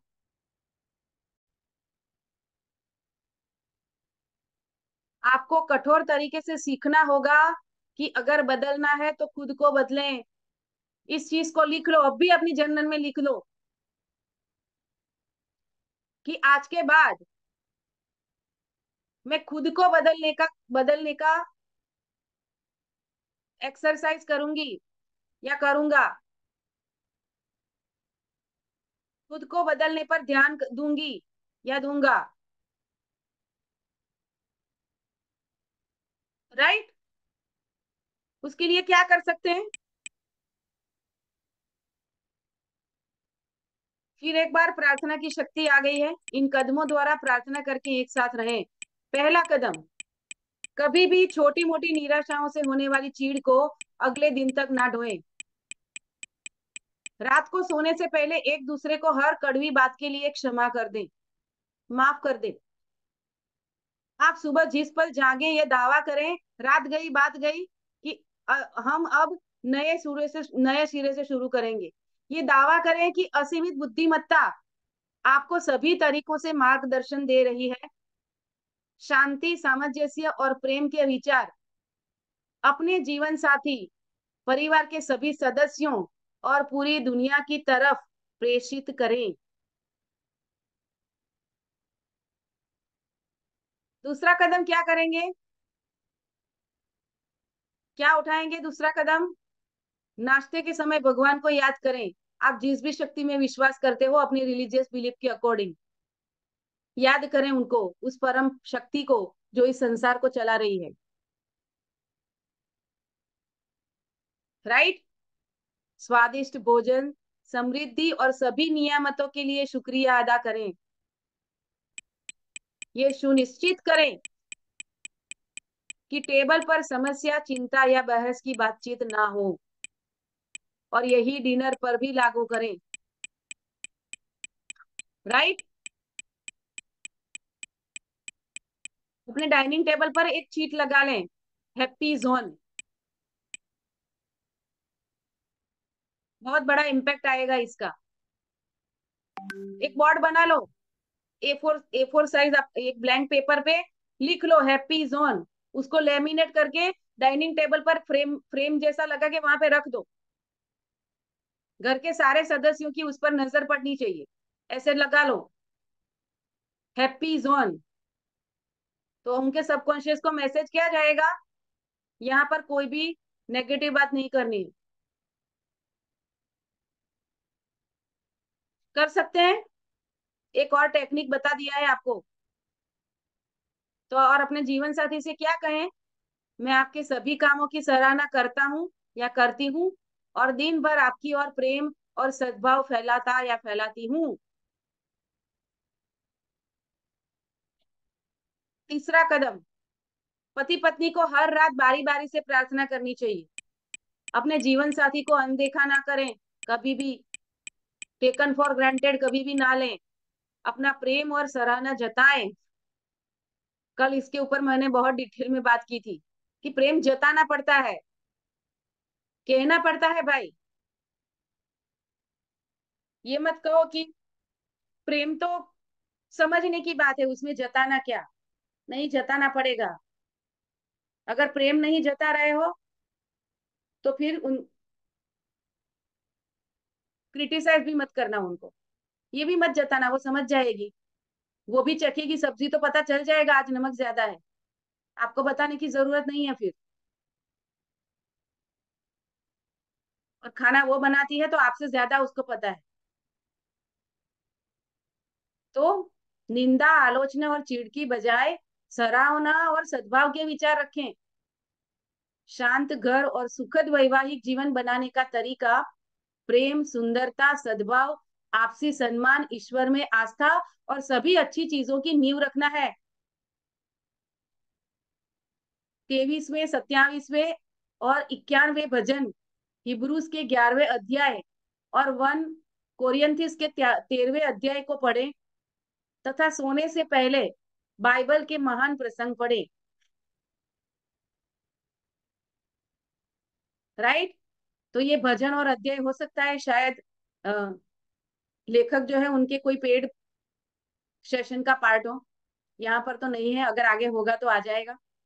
तो जब आप इन सच्चाइयों को अभ्यास करेंगे तो आपका वैवाहिक जीवन दिनों दिन बेहतर होता जाएगा। राइट। तो इस चैप्टर का टेक अवे क्या है देख लें। क्या है याद रखने लायक विचार? मानसिक और आध्यात्मिक नियमों का अज्ञान ही सारे वैवाहिक दुखों का कारण है। साथ साथ वैज्ञानिक प्रार्थना करने पर आप एक साथ बने रहते हैं। तलाक को रोकने का सबसे अच्छा समय विवाह से पहले है। अपना वाई क्लियर करो, आप शादी क्यों कर रहे हो। राइट। पिछले पिछले सेशन की रिकॉर्डिंग देख लेना उसके लिए। अगर आप सीख लेते हैं कि सही तरीके से प्रार्थना कैसे करना है, तो आप अपनी और सही जीवन साथी को आकर्षित करेंगे। विवाह स्त्री और पुरुष का मेल है, जो प्रेम की डोर से आपस में बंधते हैं। उनके दिल एक होकर धड़कते हैं और वे आगे ऊपर तथा ईश्वर की तरफ बढ़ते हैं, दोनों साथ में मिलकर। एनलाइटनमेंट की जो अल्टीमेट जर्नी है हमारे इस जीवन की, वहां पर आगे बढ़ते हैं। और विवाह खुशी की गारंटी नहीं है। लोग ईश्वर के शाश्वत सत्यों और जीवन के आध्यात्मिक मूल्यों के जरिए खुशी पाते हैं।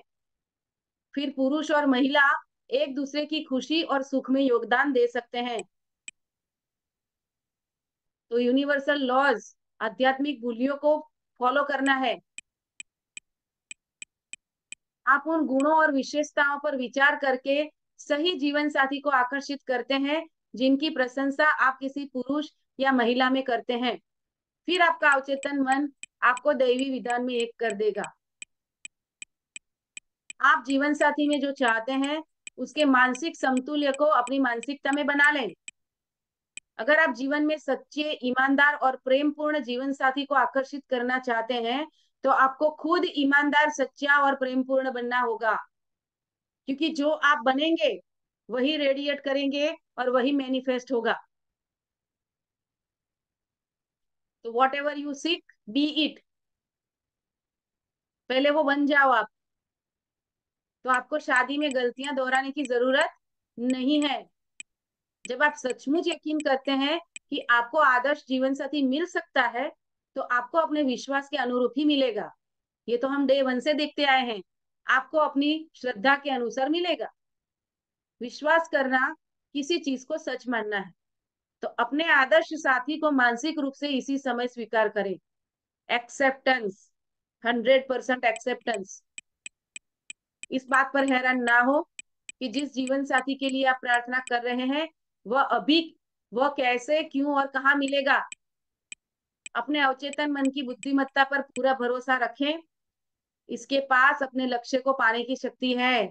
आपको इसमें कोई हस्तक्षेप नहीं करना है। छोड़ दो उसको, एक बार आदेश देके उसको अपना काम करने दो। बार बार खुरे दो मत उसे अपने डाउट की एनर्जी डाल के। ये होगा कि नहीं, मिलेगा कि नहीं, पता नहीं, होता भी है कि नहीं, पता नहीं ऐसा व्यक्ति होगा कि नहीं संसार में। ऐसे वाली एनर्जी पे मत जाना। ऐसा वाला जीवन साथी है और वो मेरी तरफ आकर्षित हो रहा है, ऐसे वाले भाव में रहना। राइट। तो यदि आप अपने जीवन साथी के प्रति दुर्भावना, दुश्मनी, गुबार और चीड़ रखते हैं, तो आप मानसिक रूप से तलाकशुदा हैं। आप मानसिक रूप से अपने मस्तिष्क में उसकी गलतियों पर ध्यान केंद्रित कर रहे हैं। तो याद क्या रखना है? 7 फेरे लिए थे जब, तो जो कस्में खाई थी ना साथ, उन कस्मों को याद रखना है। मैं जीवन भर उसे प्रेम और सम्मान देने का वादा करता हूँ। इस सेंटेंस को आज 21 बार लिखना। दोनों ही लिखना। मैं जीवन भर अपने जीवन साथी को प्रेम और सम्मान देने का वादा करती हूँ या करता हूँ। आज 2 ओथ लेंगे।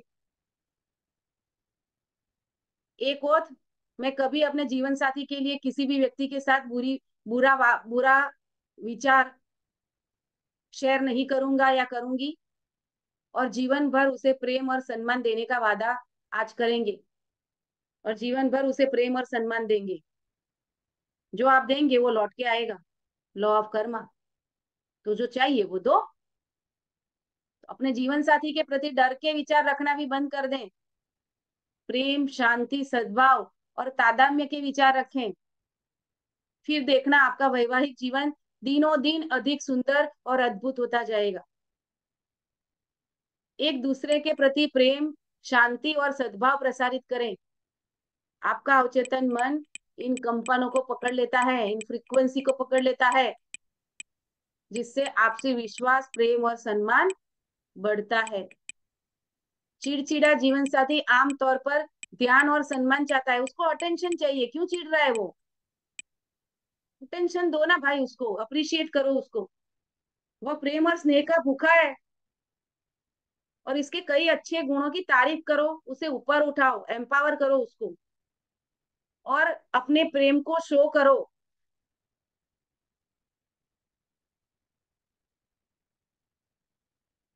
उसे अपने वाणी वर्तन व्यवहार से बताओ कि आप उसकी उसको प्रेम करते हैं, उसकी सराहना करते हैं। तो जो जीवन साथी एक दूसरे से प्रेम करते हैं, वे शब्द कर्म या मन में कोई प्रेम विरोधी या दया रहित काम नहीं करते हैं। प्रेम वही करता है जो प्रेम होता है। तो वैवाहिक समस्याओं में हमेशा विशेषज्ञ की सलाह ले। काउंसलर की सलाह लेने से झिझक ना रखें। आप दांत निकलवाने के लिए कारपेंटर के पास नहीं जाते हैं।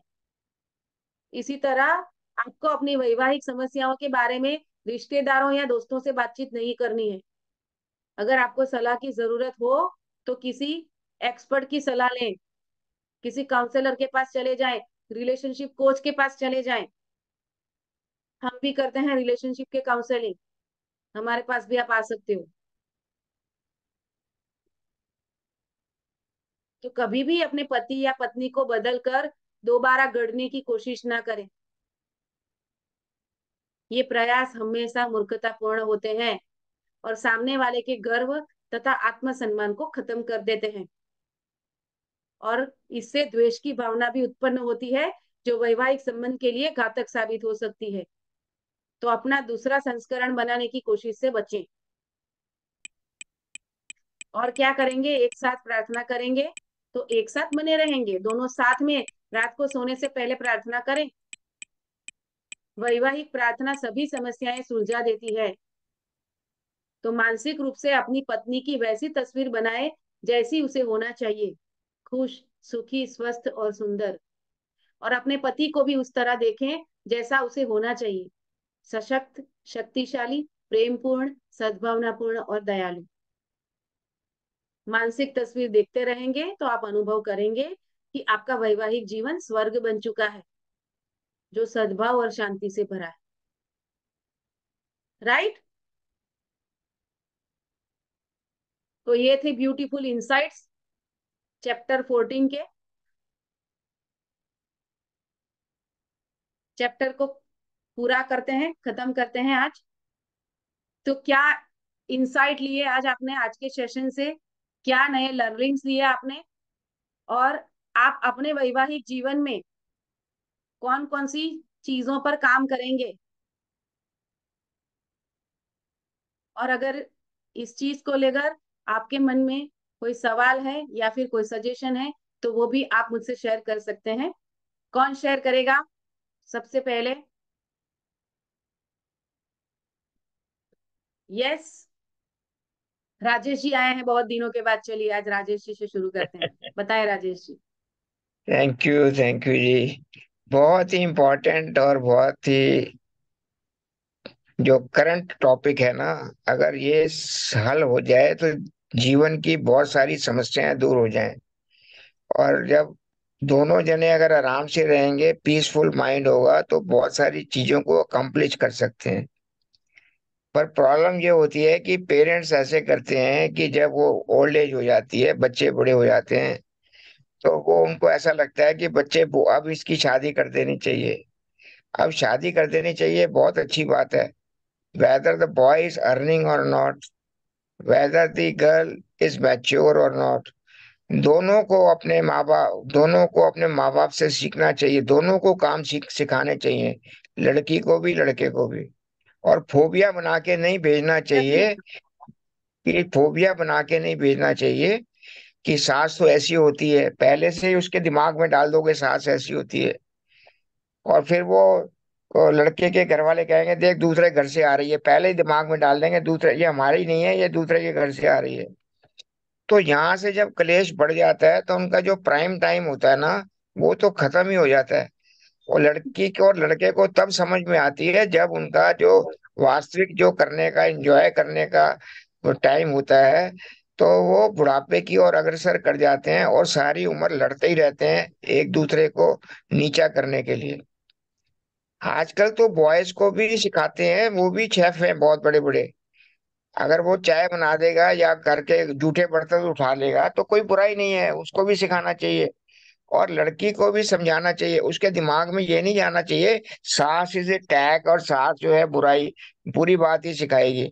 अगर उसकी माँ डांटती है उसको तो जब उसकी सुन लेती है तो सास को भी अपनी माँ समझेगी, बिल्कुल। और उस घर को अपना घर समझेगी। उसको तो समझ में ही बहुत लेट आता है कि ये मेरा घर है। उसको अपने घर को शुरू में समझती नहीं है, उसको टाइम लग जाता है बहुत, उसमें जो टाइम लग जाता है। और उसमें फिर पति भी एरोगेंट होता है, ना वो उसकी सुनता है ना, क्योंकि वो लड़की जो है अपना घर छोड़ के आई है। तो इनको भी एडजस्ट करना चाहिए बॉयज वालों को, कि हम्म। भाई ये लड़की है तो हम तो चार लोग हैं इकट्ठे हैं, वो बाहर से आई है, तो उसको भी हम्म। अंडरस्टैंड करना चाहिए, उसको भी कॉन्फिडेंस में लेना चाहिए। और hmm. Both of them are required to be trained before, कि भाई ये कंपैटिबल भी तो है कि नहीं, ये कमाता भी है तो कि हम्म। नहीं, ये पाल लेगा नहीं पालेगा। लड़की को भी आना चाहिए कि कह जी कि हाँ जी मेरे को खाना बनाना आता है, कहती है खाना तो नहीं बनाना आता मेरे को, इंटरनेट पे मंगाना आता है खाना, जोमेटो से या वहां से। फिर कैसे काम चलेगा, कैसे नहीं चलेगा।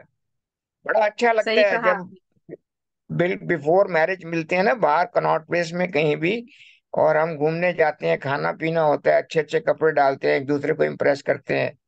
तो एक समझता है मैं धर्मेंद्र हूँ, एक समझता है मैं हेमा मालिनी हूँ। जब मोमेंट दे घर में जब जैसे रिस्पॉन्सिबिलिटी पड़ती है, तो उसके लड़के के हाथ में दूध का डोल दे दिया जाएगा कि सुबह जाके दूध लेके आना है, उसको कहना है तेरे को किचन करना है, तो मौत पड़ जाती है, क्योंकि काम कभी किया ही नहीं। हम्म। तो वो दोनों को अंडरस्टैंड, मैं ये नहीं कहता सिर्फ लड़की को, मैं कह रहा हूँ बॉयज को भी समझाना चाहिए, लड़की को भी। बिल्कुल। और उनको समझाना चाहिए कि किस प्रकार से आपस के अंदर इकट्ठे रहना सीखना चाहिए। ये तो मेरा यस। अपना एक्सपीरियंस भी है, मैं तो अपना एक्सपीरियंस भी शेयर कर रहा हूँ, जो मेरा वेरी गुड। तजर्बा। मैं जो अपना तजर्बा बता रहा हूँ कि अपना हम्म। प्राइम टाइम तो निकाल ही देते हो लड़ लड़के। पेरेंट्स कब तक हैं, उनकी तो एज हो रही है, ऐसे करते हैं। आई हैव सीन कपल्स जो सारी उम्र लड़ते रहते हैं, बच्चे भी हो जाते हैं, उनकी शादियां भी हो जाती हैं, एक आध बंदा निकल भी जाता है तो भी उनका झगड़ा खत्म नहीं होता। सही कहा बड़े आपने। बहुत sad sad state of affairs है वो। और आपने हम्म। इसमें किताब में बहुत अच्छा लिखा है कि अपने घर की बात बाहर नहीं बोलनी चाहिए कभी भी, खुद ही निपटानी चाहिए। हम्म। इवन आपके बेडरूम की बात या आपके कोई वो आपस में बात भी हो गई, तो सुबह पेरेंट्स को साथ शक्ल मिलानी है ना, कमरे से बाहर निकल के कैसे शक्ल मिलाओगे अगर शाउट करोगे तो शर्म आएगी ना। तो हम्म। ये सब चीजों का ध्यान रखना चाहिए। तो मेरे को तो यही है कि बॉयज को और गर्ल्स को दोनों को अच्छे से ट्रेन करना चाहिए। और थोड़ा सा यस। लड़की का ये प्रॉब्लम होता है कि वो बेचारी पहले पेरेंट्स के अंडर में रहती है, फिर भाइयों के अंडर में रहती है, उसको उसके हिसाब से कुछ करने नहीं दिया जाता है, पढ़ाई करो कहीं जाने नहीं नहाने नहीं। उसको शादी के बाद एक ही बंदा मिलता है कि वो जो वहां का भी जो गुस्सा होता है ना उसका, जो घर में नहीं कर पाती, वो पति के ऊपर लाद देती है कि मैं हम्म। यहाँ तो मेरे को फ्रीडम मिले, वहां तो नहीं मिली, यहाँ तो मिल जाए फ्रीडम पति के साथ। तो ये हम्म। भी कई दफा वो एक्सपेक्टेशन ज्यादा हो जाती है, तो फिर ये भी एक कारण बन जाते हैं। पर ये तो आपने सही बहुत कहा। अच्छा करा। ये करंट टॉपिक है, ये बिल्कुल लेटेस्ट, बहुत घर खराब है, कोर्ट्स में भरे पड़े हैं केसेस। और जो वकील बिल्कुल। होते हैं ना वो कभी भी इनको आपस में मिलने नहीं देते, कभी नहीं। नहीं वो नहीं कहेगा मैं ये कर दूंगा, नहीं। वो कहेगा मैं ये कर दूंगा, दोनों का घर चल रहा है और दोनों सोच रहे हैं अगली डेट पे पता नहीं क्या होगा, एक दूसरे को हराने में लगे हैं। अगर एक्सेप्टेंस हो जाए, जो आपने अभी बताया, मैंने तो बहुत थोड़ा सा लेक्चर सुना, कि अगर एक्सेप्टेंस हो जाए बात वहीं खत्म हो जाए। बिल्कुल। बिल्कुल इतनी सही लंबा कहा जाने आपने। इतना लंबा जाने की जरूरत ही नहीं है। लाइफ इज ब्यूटीफुल और उसको ब्यूटीफुल तरीके से जीना चाहिए, थोड़ा सा जीवन है यार। वेरी। लड़ लड़ लड़ लड़ अच्छा, उससे आपके बच्चों के ऊपर भी, बच्चे बड़े हो जाते हैं उनके ऊपर भी गलत इफेक्ट जाता है। वो उनको डेफिनेटली लगता है, पड़ता है। उनको ये लगता है कि घर में तो जाते हैं तो उनको टेंशन होती है, लड़ाई का मैदान है। हस्बैंड भी नहीं जाना चाहता और घर, उसको पता है मैं जाऊंगा तो लड़ाई करेगी, वो भी बाहर ही हम्म। जाना, बाहर रहना शुरू कर देता है। और बीवी भी कहेगी पता नहीं कब जाएगा, जान छूटे मैं आराम से बैठूंगी। तो सही ऐसे वाला कहा। तो मैंने तो जैसे अपना है ना, जो जो मेरा को जो जो मेरा तजर्बा है लाइफ का, आई एम अराउंड 70, तो मैं अपने बच्चों को भी सिखाता हूँ इसी तरीके से, जो अपना एक्सपीरियंस है शेयर करता हूँ। तो ये बहुत अच्छा टॉपिक लिया। Thank you everyone. मैंने अपनी बात रख थैंक दी। यू। अपनी बात रख thank the. You so much. और राजेश जी ने बहुत अच्छी बात बताई है, मैं भी उसमें कुछ ऐड ऑन करना चाहूंगी। तो नंबर वन, आपके घर में लड़का लड़की दोनों को उसके जेंडर के अकॉर्डिंग नहीं बल्कि एक व्यक्ति के रूप में उसका परवरिश करें। जो चीजें आप लड़की को सिखाते हैं वही चीज आप लड़के को भी सिखाएं। जो चीज आप लड़के को सिखाते हैं वो लड़की को भी सिखाएं। मैं अपना खुद, अगर मैं अपना एक्सपीरियंस शेयर करूं मेरे बच्चों का, तो और जब ये आप करोगे ना तो जो तीन जनरेशन एक साथ रहती है तो कॉन्फ्लिक्ट्स होंगे, लेकिन वहां पर आपको सामंजस्य से और बड़ी दृढ़ता से अपनी बात रखनी पड़ेगी। राइट। तो आ, मैंने मेरे बेटे को भी कुकिंग सिखाया है, और मेरी बेटी को फाइनेंशियल जो ट्रांजेक्शन होते हैं वो कैसे होते हैं वो भी उसको सिखाया। राइट। तो दोनों को दोनों चीजें आनी चाहिए। एक एग्जाम्पल दिया मैंने। तो जब मेरे बेटे को मैं कुकिंग सिखाती थी ना, मेरी सास को अच्छा नहीं लगता, लेकिन मैंने उनको यही समझाया कि आपका जो समय था ना वहां पर, अगर आपने नहीं सिखाया है, आपने अपनी बेटी को सिखाया, मेरी ननन को आता है, अगर मेरे पति और मेरे देवर को नहीं आता है, वो समय अलग था। अब बच्चों की परवरिश आने वाले के समय के अकॉर्डिंग करनी पड़ेगी। और अब जो समय आएगा वहां पर हस्बैंड वाइफ दोनों वर्किंग रहेंगे। राइट। और अगर दोनों वर्किंग रहेंगे तो दोनों को मिलकर घर चलाना है, तो घर में जो भी एक्टिविटी होगी वो दोनों को आनी चाहिए। उसमें कुकिंग भी आ गई, उसमें बैंक के काम भी आ गए, उसमें सोशल रिस्पॉन्सिबिलिटीज भी आ गई। तो दोनों को मिलकर हैंडल करना है, दोनों को मिलकर घर चलाना है, मैं और एक दोनों चीज को और उसके लिए कैपिटल बनाना है। एक चीज और शेयर करना चाहूंगा। मैं अपने बेटे के पास गया था कनाडा, तो मैंने वहाँ का लाइफस्टाइल देखा। हस्बैंड वाइफ करते हैं तो हस्बैंड भी कुकिंग करते हैं, वो सफाई भी करते हैं, वो वैक्यूम भी करते हैं। अब वाइफ घर बिल्कुल। में नहीं है तो और वो वाइफ के लिए खाना बना के रखते हैं। वाइफ का हस्बैंड का आने का टाइम हुआ, वो वाइफ जो है, उनको उस आपस में प्यार भी रहता है इसके हिसाब से, कि एक दूसरे का ध्यान बहुत रखेंगे अच्छा। तो। हाँ। तो ये तो हमको सीखना चाहिए। ये जो है ना लड़ाई झगड़ा, ये इससे आप अपना घर का एटमॉस्फेयर खराब कर रहे हो, अपना प्राइम टाइम खराब कर रहे हो। बिल्कुल। और ये बाद में समझ में आएगा जब आप कुछ करने के लायक नहीं रहोगे आप। सच में। ये सही कहा। और एक दूसरी चीज आजकल ट्रेंड चल रहा है, लड़कियों को पढ़ाया लिखाया जाता है और एक बात डाल दी जाती है कि तुम्हें आगे चल के तो नौकरी ही करनी है और अपने प्रोफेशन करियर में जाना है। तुम्हें वहां पे कुछ खाना वाना नहीं, हाउस वाइफ बन के नहीं रहना है। लेकिन आपको घर का काम आना चाहिए आपकी लड़कियों को। ये ट्रेंड आजकल बहुत चल रहा है, लड़कियों को कुछ भी नहीं सिखाया जा रहा है कि वो तो कुक रख लेगी। मैं हमेशा कहती हूँ कुक रखो, लेकिन आज कितना खाना बनेगा, कितने लोगों का खाना बनेगा, खाने में क्या बनेगा, उसमें कितना सामान लगेगा, उसकी समझ अगर आपकी बेटी को नहीं है ना, तो वो कुक भी आपको बेवकूफ बना देगा। देखिए वो ट्रेंड वो बन गया। हर महीने की ग्रोसरी में लिखेगा 10 किलो 10 किलो तुअर दाल लगेगी, जबकि घर में तीन जने हैं। कि खुद कुकिंग किया होगा तो उसको पता रहेगा कि हर महीने दस करेक्ट। किलो तुअर दाल नहीं लगती है। दीदी क्योंकि उसको आजकल नहीं आता है, उसको एक्सपीरियंस नहीं है, तो फिर जो कुक, और कुक को भी पता चल गया कि ये बुद्धू है, उसको कुछ समझ में नहीं आता है। आजकल कमाओगे ट्रेंड ये आप हो घर, गया। वो अपना भरेगा फिर। मैं आपको एक चीज बता दूं, आजकल ट्रेंड भी हो गया है कि हमने लड़की को पढ़ा दिया, हमने तो कभी उससे पानी का गिलास भी नहीं मांगा, ना नहीं उठवाया। उठाया है, ये नहीं होना नहीं, चाहिए। नहीं उठाया तो नहीं उठाया, तो वहां जाके तुम तो अपने घर बैठे हो, वहां पे जाके उसको बैड नेम मिलेगा, वो कुछ करने के लायक नहीं रहेगी, कुछ भी नहीं करेगी। तो दोनों को सिखाना चाहिए। मैं तो एक की बात नहीं करता, मैं दोनों की बात करता हूँ, दोनों को आना चाहिए। बिल्कुल। दोनों को, लड़के को भी सारे चीजें सिखानी है।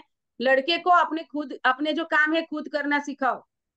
आज भी मैं देखती हूँ कि घरों में लड़के जो है वो अपना काम खुद नहीं करते, ना अपना टॉवेल खुद सुखाते हैं, ना बेड से उठते हैं तो जो ओढ़ के सोए थे वो फोल्ड करके नहीं रखते हैं, अपना प्लेट उठाकर सिंक में नहीं रखते हैं। तो बाकी सारी चीज ना, अपने मैले कपड़े वॉशिंग मशीन में नहीं डालते हैं। स्कूल से आए तो वो बक्सा वहीं पे डाल दिया। फिर सारी चीजें माँ ही समेटती रहती है, तो वो सारी चीजें सिखानी पड़ेगी लड़के को भी। लड़की को सिखाते हो लड़के को भी सिखानी पड़ेगी, क्योंकि घर में सब रहते हैं, घर सबका है। तो घर को संवार कर रखने की जिम्मेदारी सबकी होती है, और सबको अपनी जिम्मेदारी, अपने हिस्से का काम खुद करना आना चाहिए। का टॉवेल आपकी माँ क्यों सुखाए भाई? आप नहाने गए थे, अपना टॉवेल खुद सुखाओ। ये माँ को ही सिखाना पड़ेगा। और शुरुआत कहाँ से होगी? माँ को पहले पति को भी सिखाना पड़ेगा, क्योंकि बच्चे माँ और पिता दोनों को फॉलो करते हैं। तो आप पति का टॉवेल सुखा रहे हो और बच्चे को बोल रहे हो तू अपना सुखा, तो बोलेगे पापा का सुखा देती है, साथ में मेरा भी सुखा दे। आज के बच्चे एडवांस है, वो सब देखते हैं। तो अगर आपके पति को वो आदत नहीं है, कोई बात नहीं, उस जमाने की परवरिश ऐसी ही थी कि वहां पे ये सारी चीजें पुरुष नहीं किया करते थे। लेकिन अब समय बदल चुका है। तो अंडरस्टैंडिंग, ये आप अपने पति को इस तरीके से समझा सकते हैं कि हमारे बच्चे हमको देखकर सीख रहे हैं। तो अगर आप चाहते हैं कि हमारे बच्चे इंडिपेंडेंट बने, अपना काम खुद करना सीखे, तो आप अपना काम खुद करना शुरू करो। उनको बोलो कि आप अपने कपड़े ठीक से रखो, अपने कपड़े खुद निकालो। फिर से आके अपनी फाइल वाइल वगैरह जो ऐसे ही फेंक देते हो, एक मोजा इधर एक मोजा उधर, वो करना बंद कर दो।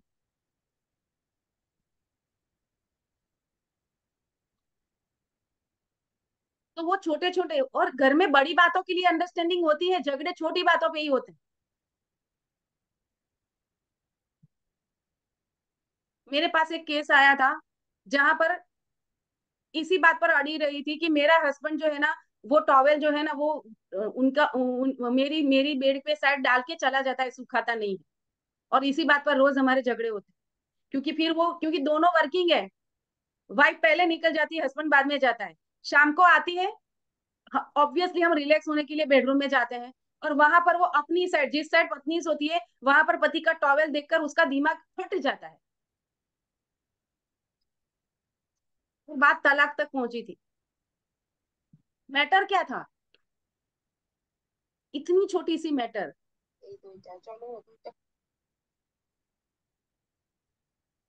तो नहीं सिखाया था लड़के को माँ ने, तो आप अभी सिखा दो, अभी पत्नी होकर। बहुत प्यार से समझाना है, सिखाना है, क्यों आप ऐसा करना चाहते हो, ये क्लैरिटी दे दो उनको। सिर्फ सीधा बोल मत दो अपना टॉवेल सुखाओ, ये मत बोलो।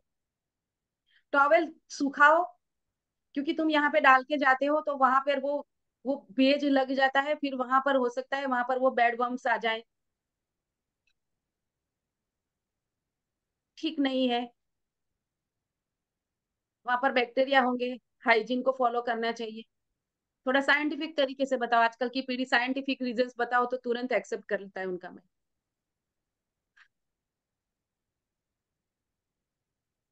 तो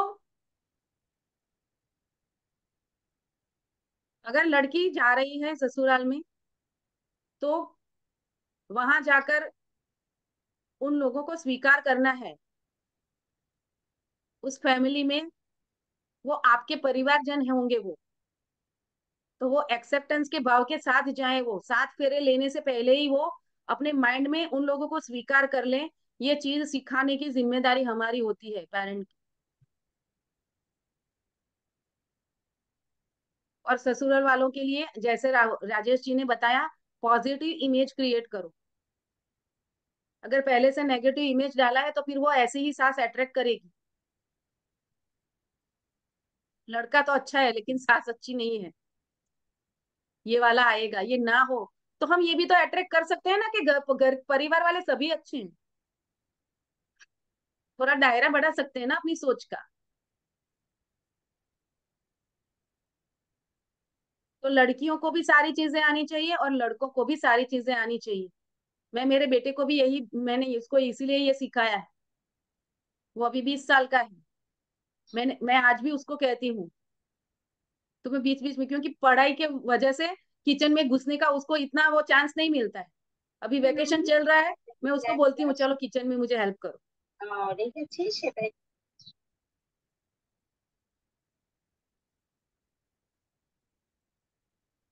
राइट। तो ये लड़कों के काम नहीं है, ये लड़कियों के काम नहीं है। वो वाली मानसिकता से बाहर आना शुरू करो भाई। सारे काम सबके हैं और सबको आने चाहिए। और अब तक नहीं सिखाया है तो अब सिखा दो, ताकि आने वाले जीवन में, उनके वैवाहिक जीवन में वो समस्याएं ना आए। डायरेक्ट इनडायरेक्टली फिर हम ही रिस्पॉन्सिबल हो गए हैं ना, राइट। आगे चल के ऐसी पोजीशन आ सकती है कि आपका बेटा ऑफिस से 6 बजे आ जाता है, आपकी बहू जो है उसका ऑफिस आवर्स ऐसा है कि उसको आते आते 9 बज जाते हैं रात के। आपका बेटा 6 बजे से आ गया है घर पे, लेकिन उसको खाना बनाना नहीं आता है। वो थकी हारी आई है, 9 बजे आने के बाद किसको अच्छा लगेगा खाना बनाना? फिर वो यही बोलेगी ना, स्विगी जोमेटो कर लेते। 6 बजे से आके बैठा है, टीवी देख रहा है, मोबाइल पे गेम खेल रहा है, या सोशल मीडिया में पोस्टिंग कर रहा है। क्यों? क्योंकि मुझे तो खाना बनाना आता नहीं, वो आके खाना बनाएगी तब खाएंगे।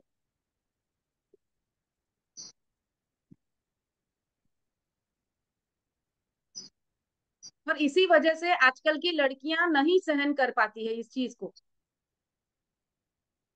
तो करना भी नहीं चाहिए। दोनों को मिलके घर चलाना आना चाहिए, और उसके लिए उनको कैपेबल बनाने की जिम्मेदारी हमारी है।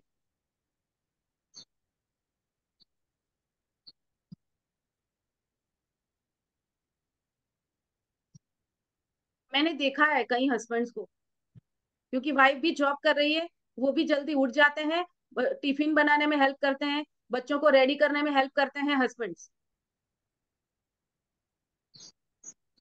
आजकल की जनरेशन बहुत अच्छी है। मैं मानती हूँ कि मेरे टाइम पे जो जो जनरेशन थी ना, उससे अभी की जो जनरेशन है ना, वो ज्यादा मैच्योर है, ज्यादा समझदार है, इन चीजों को वो समझती है।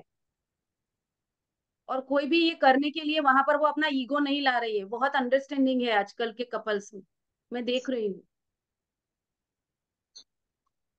नया सीखने के लिए वो रेडी है। मेरा बेटा कभी नहीं कहता है कि मैं रोटी नहीं बनाऊंगा, उसको सब आता है, सब सीखा है मैं। और अंडरस्टैंडिंग यहाँ तक है, क्योंकि मेरा काम ऐसा है कि कभी कोई काउंसलिंग लंबा चल गया, लंच का टाइम हो रहा है, तो वो किचन में जाके देख लेगा कि मम्मी रोटी बना के बैठी है सेशन में या बाकी है। अगर नहीं बनाया, लंच का टाइम हो रहा है, वो बना देगा, मुझे पता भी नहीं है। मैं सेशन खत्म करके बोलती हूँ, बाप रे रोटी बनाना रह गया था, चलो बनाती हूँ। नहीं मम्मी मैंने बना दी।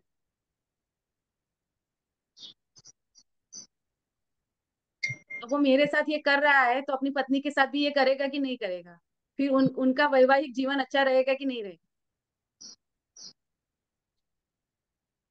तो लड़के लड़की दोनों को सिखाना है। दोनों पहियों से ही वो गाड़ी चलेगी आगे। और एक पहिया पीछे रहेगा, एक पहिया आगे जाएगा, तो गाड़ी लुढ़क जाएगी।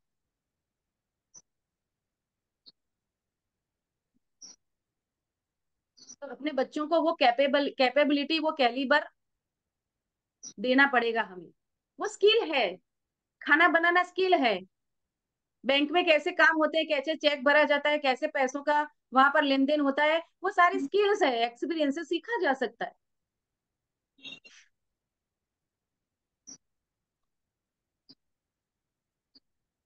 तो सिखाना है, राइट। तो बहुत अच्छा इंसाइट दिया गोपाल जी ने। सभी लोग गोपाल जी के लिए ताली बजाएंगे, आज गोपाल जी ने बहुत अच्छा शेयरिंग किया, बहुत नई अच्छी बातें बताई है, जो वैवाहिक, एक सफल वैवाहिक जीवन के लिए जरूरी थी। मैम, राजेश जी सर ने बताया, गोपाल जी अभी बताने वाले हैं। यस। चलिए, ताली अब फॉर आप कौन राजेश जी। शेयर करेगा? हमीदा जी, चलिए आप शेयर कीजिए, फिर गोपाल जी हाँ, को बोलते हैं। मैंने मेरा अभी तो तक अभी जितना। नंबर आएगा। आज राजेश जी हम दोनों एक ही ग्रुप से आते हैं और लेट आते हैं, और शेयर किया उन्होंने। अगर मेरे को टाइम दे तो मैं भी शेयर करूं, बहुत लंबा हो गया शेयरिंग उनका। और जो उन्होंने बोला कि बच्चे जो शादी हो जाती है उसके बाद की बात की, वो आजकल ना इलेक्शन का सीजन चल रहा है। तो हमारे पड़ोस में वेस्ट दिल्ली में एक एमएलए के लिए खड़े होते हैं राजे रमेश लांबा जी। तो रमेश लांबा जी रजौरी गार्डन से खड़े हुए, तो उन्होंने आके मंदिर में पूजा की। मंदिर में आके पूजा की कि मैं अपना नॉमिनेशन कल भरने जा रहा हूँ। तो वहां पे उन्होंने शेयर किया कि लोग ना हमारे ऊपर विश्वास नहीं करते हैं, वो कहते हैं कि ये जो वकील होते हैं और ये जो पॉलिटिशियन होते हैं ये झूठे होते हैं, वादे करते हैं, पूरे नहीं करते। बोलेंगे मैं नौकरियां दूंगा, मैं ये करूंगा वो करूंगा, मैं तुम्हारे कॉलोनी की सफाई करा दूंगा, मैं इसमें पानी ले आऊंगा, मैं इसमें बगीचे लगा दूंगा, पेड़ लगा दूंगा, लाइटें लगा दूंगा। कुछ करेंगे नहीं, 5 साल बाद फिर आ जाएंगे वोट मांगने। तो कह रहा है कि मेरे जो समधी हैं उन्होंने बोला कि ये जो जो पॉलिटिशियन होते हैं ना, धोखेबाज होते हैं। वो बोलते कुछ हैं, करते कुछ हैं, और जो है आउटकम ये निकलता है कि ये कुछ नहीं करते। Zero, result is zero. तो इनके यहाँ शादी नहीं करनी चाहिए। तो फिर किसी ने बताया कि नहीं नहीं, ये रमेश लांबा जी वैसे वाले पॉलिटिशियन नहीं है, ये तो शरीफ वाले हैं, इनके यहाँ शादी कर दो, कोई नुकसान नहीं होगा आपको। तो ये भी एक भ्रम है सोसाइटी के अंदर कि पॉलिटिशियन। और दूसरा जो प्रोफेशन है वो है वकीलों का। तो हमारे एक कांटेक्ट में फैमिली आई, उसमें सारे वकील, फादर भी वकील, बेटा भी वकील, छोटा बेटा भी वकील, बहन भी वकील। और पता लगा जी वो भाई बहन के डाइवोर्स का केस लड़ रहा है, बाप अपने बेटे की प्रॉपर्टी उसका केस लड़ रहा है, और वो सारे घर में जो है एक दूसरे के ही केस लड़ रहे हैं। अब तीसरा जो है, मैं एग्जांपल फिर वकील का देना चाहता हूँ कि एक रात को हमारे यहाँ आए और उन्होंने डिस्कस किया कि हम जो है अभी वो डेथ हुई है हमारे फैमिली में, तो हम जो है प्रॉपर्टी के केस जो है ऐसे डालेंगे कि इनको सड़क पे ले आएंगे। यानी कि जेठानी और देरानी की जो है वो लड़ाई जो है, अगली जनरेशन में बेटे को कोचिंग कराई इंजीनियर की, और वो कहता है मैंने इंजीनियर बनना ही नहीं, मैं तुम्हारी झगड़े देखिए, मैं तो वकील बनूंगा। और वकील बन के अगली पीढ़ी में जो लड़ाई है उसमें मैं इनको सड़क पे लाके खड़ा कर दूंगा। मैं इतना पावरफुल वकील हूँ कि मेरी सुप्रीम कोर्ट में भी चलती है, मेरी वहां भी चलती है, मेरी सेशन कोर्ट में भी चलती है। मुझे तो सिर्फ अपना इशारा देना है और सारे वकील मेरे लिए खड़े हो जाएंगे, और उसको जो है उसकी पूरी फैमिली को, पूरी जनरेशन जनरेशन को बर्बाद करके रख देंगे, सड़क पे ले आएंगे। तो ये जो प्रोफेशन का जेलसी और प्रोफेशन की वजह से मन मुटाव और इमोशनल, तो उसमें वो है नहीं, इमोशनल क्वेश्चन तो है ही नहीं, सिर्फ लीगल पार्ट है। और बदले की भावना है और जेलसी है, और उनको सड़क पे लाने का, रिवेंज लेने की वो जो टेंडेंसी है, वो समाज के लिए अच्छी नहीं है। एक एक एम्स में प्रोग्राम भी हुआ था, तो वो कहते हैं जी वकील जो है देखता है, कई बार वो देखता है कि यार दूसरी फैमिली जो है, दूसरी पार्टी जो है बहुत टेंस टेंस है, उसके साथ बहुत बुरा हो रहा है, तो उसके साथ कई बार ना वो इन्वॉल्व हो जाता है, इमोशनली इन्वॉल्व हो जाता है, तो वकील ही उसमें चले जाते हैं, क्या नाम है, डिप्रेशन में चले जाते हैं वकील। तो उस पे बात हो रही थी, ये डिप्रेशन के ऊपर एक प्रोग्राम एम्स में था। आज भी है एक प्रोग्राम उसके ऊपर, ब्लड प्रेशर के ऊपर है। तो ये जो डिप्रेशन, ब्लड प्रेशर, डायबिटीज, ये सारी बीमारियां इन्हीं चीजों से आती हैं कि आपका जो मेंटल बैलेंस है वो आउट ऑफ फेज हो जाता है, आउट ऑफ सिंक चला जाता है। थोड़ा सा हम चैप्टर के टॉपिक से हट गए हैं, और इनको पाने के लिए आपने बताया प्रार्थना, ग्रेटिट्यूड और एक्सेप्टेंस और लव और प्यार को जताना जरूरी है। तो ये छोटे छोटे स्टेप्स अगर लेते हैं तो ये कानूनी दांव पे जो है इनकी जरूरत नहीं पड़ेगी। ये लर्निंग है आज के सेशन से उन लोगों के लिए जो कि प्रोफेशन का अपना वो दिखाते हैं, जी मैं तो बड़ा पढ़ा लिखा हूँ, मैं तो इंजीनियर बनने गया था लेकिन बन के वकील आया हूँ, और अब इनको सड़क पे ले आऊंगा। तो यू डोंट ड्रैग योर लड़ाई to the second generation, third generation, की वो आगे की जनरेशन को ही खराब करें, बजाय इसके कि जनरेशन को मजबूत करें, बॉन्डिंग इतनी मजबूत हो कि जनरेशन जो है आपस में मेल मिलाप से रहें, लव से रहें, रेस्पेक्ट से रहें। बजाय इसके आप दूसरी डायरेक्शन में, नेगेटिव डायरेक्शन में जा रहे हो। तो ये थोड़ा सा सही कहा। सोचने का विषय है। आज के लिए इतना ही बहुत रखते वहां हैं, पर लंबा वो हो गया। इमोशनल क्वेश्चन के ऊपर काम करना जरूरी होता है। और जो आप प्रोफेशनल्स की बात कर रहे हैं, हमारा प्रोफेशन भी ऐसा ही है। डॉक्टर्स हैं, वकील हैं, पॉलिटिशियंस है जैसे आपने बताया, और हम काउंसलर हैं।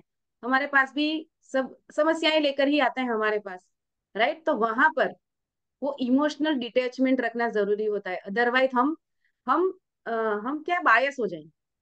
तो बायस नहीं रहना है, हमें निष्पक्ष होकर, एक थर्ड पार्टी रहकर हमें एक आइडियल डिसीजन लेना होता है जो सबके हित में हो। राइट। तो वो सारी चीजें सीखनी होती है, और वो हर प्रोफेशन में भी सिखाई जाती होगी, ऐसा मैं समझ के जा रही हूँ।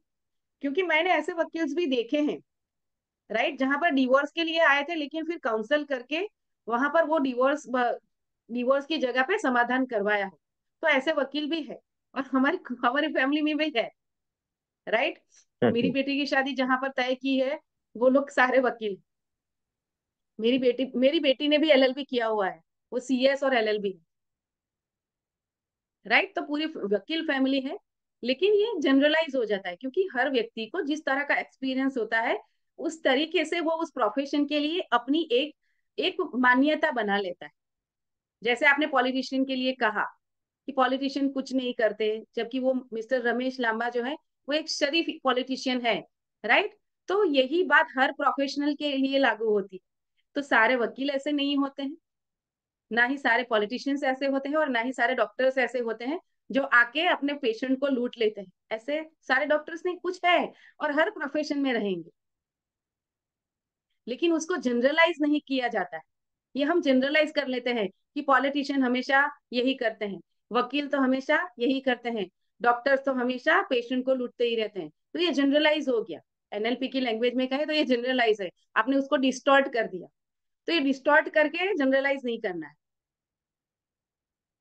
राइट। आपके एक्सपीरियंस ऐसे हुए हैं, इसीलिए वो आपका परसेप्शन है, वो सनातन सत्य नहीं है।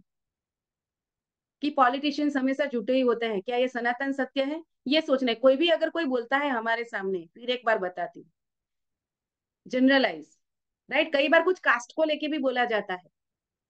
राइट। जैसे हम बनिया है, तो बनिए बहुत कंजूस होते हैं। मैंने तो ऐसे दिलदार, बहुत सारे दिलदार बने, मुझे ही दिलदार बोलते हैं लोग कि दिलदार बनिए हमेशा कंजूस होते हैं। नहीं, ऐसा नहीं होता। लेकिन आप किसी बनिए को मिले जिसके साथ आपको उसकी कंजूसाई का एक्सपीरियंस हुआ, तो उसकी वजह से आपने ये जनरलाइज कर लिया कि बनिए जो है कंजूस होते हैं। ऐसा नहीं है। मारवाड़ियों को लेकर भी ऐसी एक जनरल वो बनी हुई है कि चमड़ी टूटे पर दमड़ी ना छूटे। नहीं, ऐसा नहीं होता है। मैंने बहुत अच्छे मारवाड़ी भी देखे हैं जो बहुत दिल खोलकर पैसा खर्च करते हैं। ऐसा नहीं है।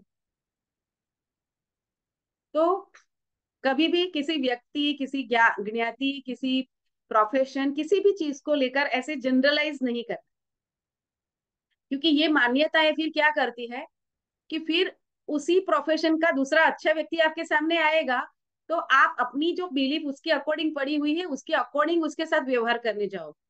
कोई पॉलिटिशियन आएगा तो आपके मन में भाव क्या चलेगा? आ गया एक और पॉलिटिशियन, आ गया एक और झूठा। क्यों? क्योंकि पॉलिटिशियन के लिए आपके माइंड में इमेज क्या पड़ी है? झूठा। जबकि रमेश लांबा जी ऐसे नहीं, आप ही ने बताया। राइट। तो यही होता है। तो कभी भी किसी रिलीजियन को लेकर भी ये ना कहें कि हिंदू ऐसे होते हैं, मुस्लिम ऐसे होते हैं। नो, सारे अच्छे ही हैं। राइट। सोशल मीडिया पे बहुत लोग बहुत कुछ करते हैं, इसीलिए मैं उन सारी चीजों से दूर रहती हूँ। और ऐसी एक्टिविटी अगर होते हुए हमारे आसपास देखती हूँ, मैं उन लोगों को मेरे से दूर हटा देती हूँ। उन लोगों के लिए मेरे जीवन में कोई स्थान नहीं। ईश्वर ने बनाया है सबको। ईश्वर ने इंसान बनाया, धर्म हमने बनाया। और ये कोई इंसिडेंट है कि मैं हिंदू के घर में पैदा हुई, ये कोई इंसिडेंट है कि दूसरा व्यक्ति मुस्लिम धर्म में पैदा हुआ, इसका उसके साथ कोई लेना देना नहीं है। मैं एक इंसान हूँ, और एक इंसान के तौर पे इंसान से मिलती हूँ, यही है। एक एक तो और प्रोफेशन है जिसमें काम ये देना है हर एक चीज के लिए। एक एकता कपूर वाला प्रोफेशन, जब भी कोई चीज सॉल्यूशन निकलने वाला होता है ना, वो एक नया करेक्टर ऐड करके उसको और कॉम्प्लिकेट कर देती है, तो लोग उससे भी कुछ सीखते हैं गलत चीजें, और उसका असर भी समाज के ऊपर पड़ रहा है काफी, because they want to drag their serial by adding more and more characters, इसलिए तो मैं बैड कहती हूँ करेक्टर। ना, टीवी सीरियल्स मत देखो, क्राइम पेट्रोल मत देखो। अवेयरनेस के नाम पर नेगेटिविटी फैलाई जा रही। राइट। रात को क्राइम पेट्रोल देखकर सोओगे और सडनली रात को बेल बजा तो आपके मन में क्या आएगा? कोई पॉजिटिव थॉट के साथ उठोगे क्या आप? अरे फिर दिन में भी आप घर में अकेले हैं और बेल बजी ना, तो भी आपके माइंड में क्राइम पेट्रोल ही चलेगा। और जो आपके माइंड में चलेगा ना, उसको आप अट्रैक्ट कर लोगे। मैं कई बार कहती हूँ, किसी सोसाइटी में चोरी होती है तो हर घर में चोरी नहीं होती। किस घर में चोरी होती है? उस चोर के वाइब्रेशन जिनके साथ मैच होते हैं। मतलब जिन लोगों के मन में ये डर है कि कहीं कहीं मेरे घर में चोरी ना हो जाए, उन उन जिन लोगों के वाइब्रेशन के साथ चोर के वाइब्रेशन मैच होंगे ना, उनके घर में ही चोरी होगी। और उनकी उनके घर में ही चोरी होगी जो खुद कुछ ना कुछ ऐसा कर रहे हैं, दूसरों का कुछ चुरा रहे हैं। वो कुछ भी हो सकता है। मैंने पहले बताया था कि सोशल मीडिया से किसी की अच्छी पोस्ट चुरा ली, नीचे से उसका नाम निकाल के, अपना नाम निकाल के अपनी वॉल पे वो पोस्ट कर दिया, वो भी चोरी है। और हर चोरी एक छोटा सा बीज है, और बीज एक दिन वृक्ष बनेगा। उसके कॉन्सिक्वेंसेस क्या आएंगे, वो यूनिवर्स ने अपने हाथ में रखा है। जो कृष्ण ने गीता में कहा है, कर्म करने में तुम्हारा अधिकार है, फल देने में नहीं। फल मैं दूंगा। राइट। इसलिए सिर्फ अपनी फ्रीक्वेंसी को सही रखो, विचारों को सही रखो। गलत सलत कोई भी चीज, मेरे घर में न्यूज़पेपर भी नहीं आता है, ना भी टीवी में कोई न्यूज चैनल चलती है। और मोस्ट इम्पोर्टेंट, जिस न्यूज को मुझे जानना जरूरी है वो मुझ तक पहुंच जाता है। ऐसा नहीं है कि मुझे पता नहीं चलता है, इंपॉर्टेंट न्यूज मुझे मिल ही जाते हैं।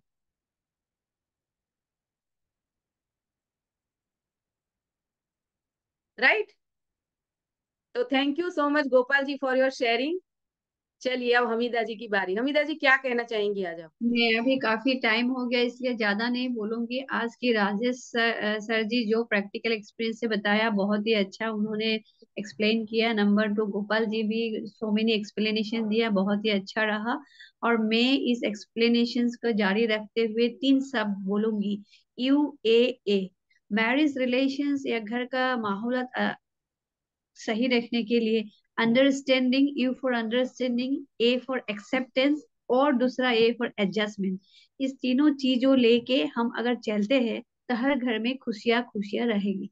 आज की बात मेरे यही है। वाह, वंडरफुल वंडरफुल। आपने पूरे सेशन का सेंस निकाल के रख दिया। Thank you so much Hamida ji for your wonderful sharing. Yes. और कौन थैंक शेयर यू। करेगा? संतोष जी, रेणुका जी। यस, रेणुका जी बताएं। Happy morning ma'am. Happy morning, happy morning. आज राजेश सर ने, गोपाल सर ने, हमीदा मैम ने सब कुछ बता दिया और मेरे हिसाब से मैं सबसे छोटी हूँ, तो आज तो मैंने बस सुना सुना है। आज कुछ बचा ही नहीं बताने को, सारा कुछ डिस्कस हो गया। आज का सेशन बहुत अच्छा था और हमीदा मैडम ने उसका पूरा एसेंस अभी हमको बता दिया।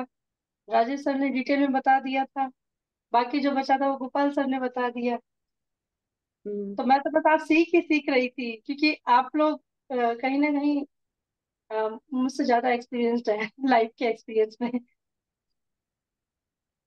नहीं, हर व्यक्ति के पास अपना एक विजडम होता है। आप भी अपना विजडम के साथ जो भी आपके इंसाइट है वो शेयर कर सकती हैं। तो छोटा और बड़ा तो शरीर होता है, विजडम की कोई उम्र नहीं होती। यही जैसे आज आपने बताया ना कि जेंडर वाइज नहीं, हमको ना बच्चों की परवरिश व्यक्ति व्यक्ति के हिसाब से करनी चाहिए। जो बना हम्म। रखा है, जैसे राजेश सर ने बताया कि पहले से ही जो हमने लिमिटिंग बिलीफ बना रखी है कि सास एक कैरेक्टर है, ऐसा सास ऐसी ही होगी। तो वो चीज, और कोई किसी को बदलने के लिए हमें खुद को भी बदलना होगा। हमें हमारा हम्म। माइंडसेट और थॉट प्रोसेस बदलना होगा, तो चीजें बिल्कुल। बदल, ये मैंने हम्म। सीखा। इसीलिए बिफोर मैरिज काउंसलिंग बहुत इंपॉर्टेंट है। Yes ma'am. Before marriage counselling में यही होता है कि सामने जो इन लॉज है उनकी पॉजिटिव इमेज माइंड में क्रिएट करवाई जाती है, ताकि वो जो लाइफ पार्टनर ढूंढ रहे हैं वहां पर वो सही लोगों को अट्रैक्ट कर सके अपने जीवन में। तो पहले अपना माइंडसेट ठीक होगा, तभी तभी सही माइंडसेट वाले लोगों को अपने जीवन में ला पाएंगे ना। यस इसीलिए मैम। प्री मैरिज काउंसलिंग बहुत इंपॉर्टेंट होता है। अगर आपके बच्चे शादी लायक है तो प्री मैरिज काउंसलिंग डेफिनेटली करवाना। उनको शादी का वाई क्लियर करवाना, सबसे पहले शादी क्यों कर रहे हो। सिर्फ शादी की उम्र हो गई है इसलिए शादी मत करवा देना भाई। आजकल के बच्चे वैसे करेंगे भी नहीं। मेरे तो बच्चे तो छोटे हैं, हम दोनों लड़कियां, 7 साल की, 4 साल की, अभी तो अंडर 10 वाले हैं। हाँ, पर हाँ कजिन्स वगैरह है, उनको हम सलाह दे सकते हैं। बिल्कुल, right. Thank you so much Renuka ji for your thank sharing. You. Yes Santosh ji, Santosh ji कुछ कहेंगी आज।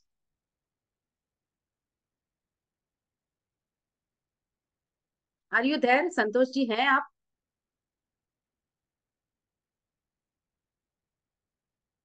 नीता रानी जी। यस संतोष जी बताएं। अनम्यूट कर लीजिए, आपकी आवाज नहीं आ रही।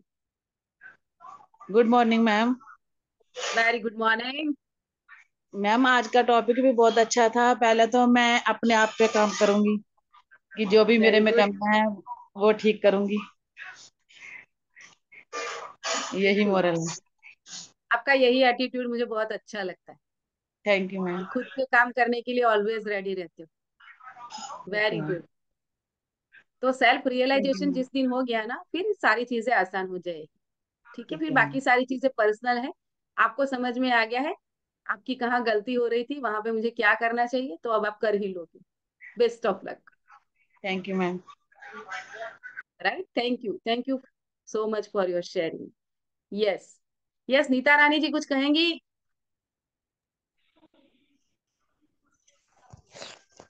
Happy morning ma'am. Yes, happy morning, बताओ। आज का सेशन तो बहुत ही पावरफुल है। रोज का तो सेशन ही अच्छा है, लेकिन आज का जो मतलब परिवार वाला जो सेशन है, ये तो परिवार नहीं सारा समाज को लेकर के भी चल रहा है।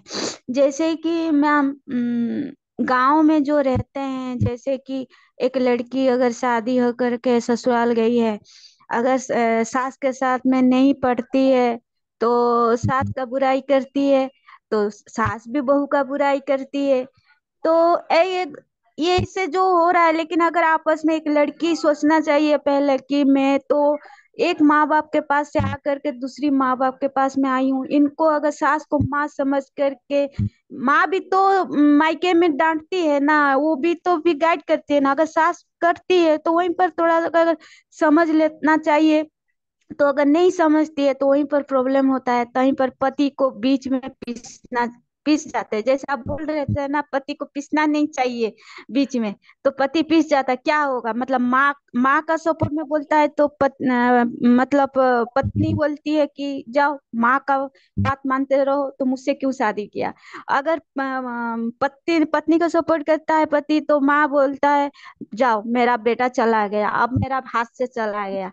ऐसे ही होता यस, है संसार में। तो अगर इस सब आपस में अगर समझदारी रहे, सास बहू को बेटी की तरह माने, और बहू भी माँ की तरह माने, परिवार परिवार की तरह बिल्कुल रहता है, बिल्कुल, तो पति को ज्यादा एब्सोल्युटली पीसना नहीं एब्सोल्युटली, पड़ेगा।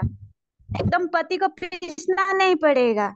लेकिन ऐसे होता बिल्कुल है, शादी तो हो जाता है, दुनिया का सामने बाजा बारात लेकर के, ढोल बजा करके खाना पीना होता है, मस्ती होता है, लेकिन भीतर में शांति नहीं रहता है। भीतर में सही बस कहा। 8 दिन 10 दिन का बाद डिस्प्यूट होना चालू हो जाता है। हकीकत में हो रहा है मैम, मैं खुद देख रही हूँ। तब पत्नी क्या करता है, पति को धमकाता है, यस, जाओ मैं यस, मायके चली जाऊंगी। पति बेचारा क्या करेगा, वो अपना काम करेगा या पत्नी को संभालेगा या माँ को संभालेगा, क्या कर। माँ बोलेगा मैं जा रहा हूँ, तुम अपना पत्नी का पास में रहो, मैं जा रहा हूँ कहाँ आश्रम चला जाता हूँ। तो कोई बेटा सह पाएगा, उसका माँ चला जाएगा। तो ऐसे अगर सही कहा। आपस में समझदारी रहेगा तो रिश्ते पूरा मधुर रहेगा। कहीं भी कोई तलाक बिल्कुल का भी बिल्कुल, बात नहीं आएगा, कहीं घर टूटेगा नहीं, कुछ भी नहीं होगा। सब आराम से खुशी से रहेंगे। लेकिन जो अपना थैंक नजरिया सब चेंज नहीं करते मैम, यही बात है। यू, थैंक यू ये सो मच गाँव नीता रानी। रहा है मैम, शहर में भी हो रहा है, गांव में भी नहीं, शहर में भी हो रहा हर है। और जगह एक हो रहा बात है, है, लड़की इससे को प्लेस के साथ कोई लेना देना ही हाँ, नहीं है। हाँ, अगर अगर पति अगर काम कर देता है तो उसका माँ बोलेगा जा, मेरा बेटा मेरा चला गया हाथ से, बहू का सही कह रहे हैं। नौकर हो गया। राइट। तो हाँ, सही। तो होता क्या है कि अगर पत्नी की बात मानता है तो माँ कहती है जोरू का गुलाम, और अगर माँ हाँ, की बात मानता है तो पत्नी कहती है ममाज बॉय। राइट। जाओ। तो हाँ, सभी पतियों को ना ममाज बॉय बनना है और ना ही जोरू का गुलाम बनना है। राइट। आपको आप जो खुद है वो खुद बन के रहना है। हाँ, राइट। आप खुद क्या हो, पहले अपनी आइडेंटिटी को पहले चेक करो, उसको क्लियर करो, फिर आप सही बैलेंस खुद बना पाओगे। राइट। तो thank you so much for your wonderful sharing. Yes. तो ऑलरेडी काफी देर हो चुकी है, आज तो 9 बज चुके हैं। थैंक यू सो मच दोस्तों आज के सेशन के लिए। आज का सेशन आपने बहुत अच्छे से सुना, बहुत अच्छे अच्छे आपने फीडबैक्स दिए। थैंक यू सो मच, आप सभी दोस्तों का दिल से धन्यवाद। राइट। तो अब हम मिलेंगे मंडे को, जहां पर हम एक नए चैप्टर से शुरुआत करेंगे। राइट। तो आप सभी के और आपके परिवारजनों के स्वास्थ्य अच्छे रहें, आप सभी के रिश्ते मधुर बने रहें, आपका वैवाहिक जीवन बहुत ही सुमधुर बना रहे, वहां पर उस रिश्ते में प्रेम और सौहार्द हमेशा बना रहे, आपके जीवन में सुख शांति समृद्धि का स्खलित प्रवाह निरंतर बहता रहे, ऐसे ईश्वर से मैं कामना करती हूँ। और आप सभी दोस्तों का दिल से धन्यवाद करते हुए इस सेशन को एंड करती हूँ। मिलते हैं मंडे को ठीक सुबह शाम 7 बजे। तब तक के लिए धन्यवाद।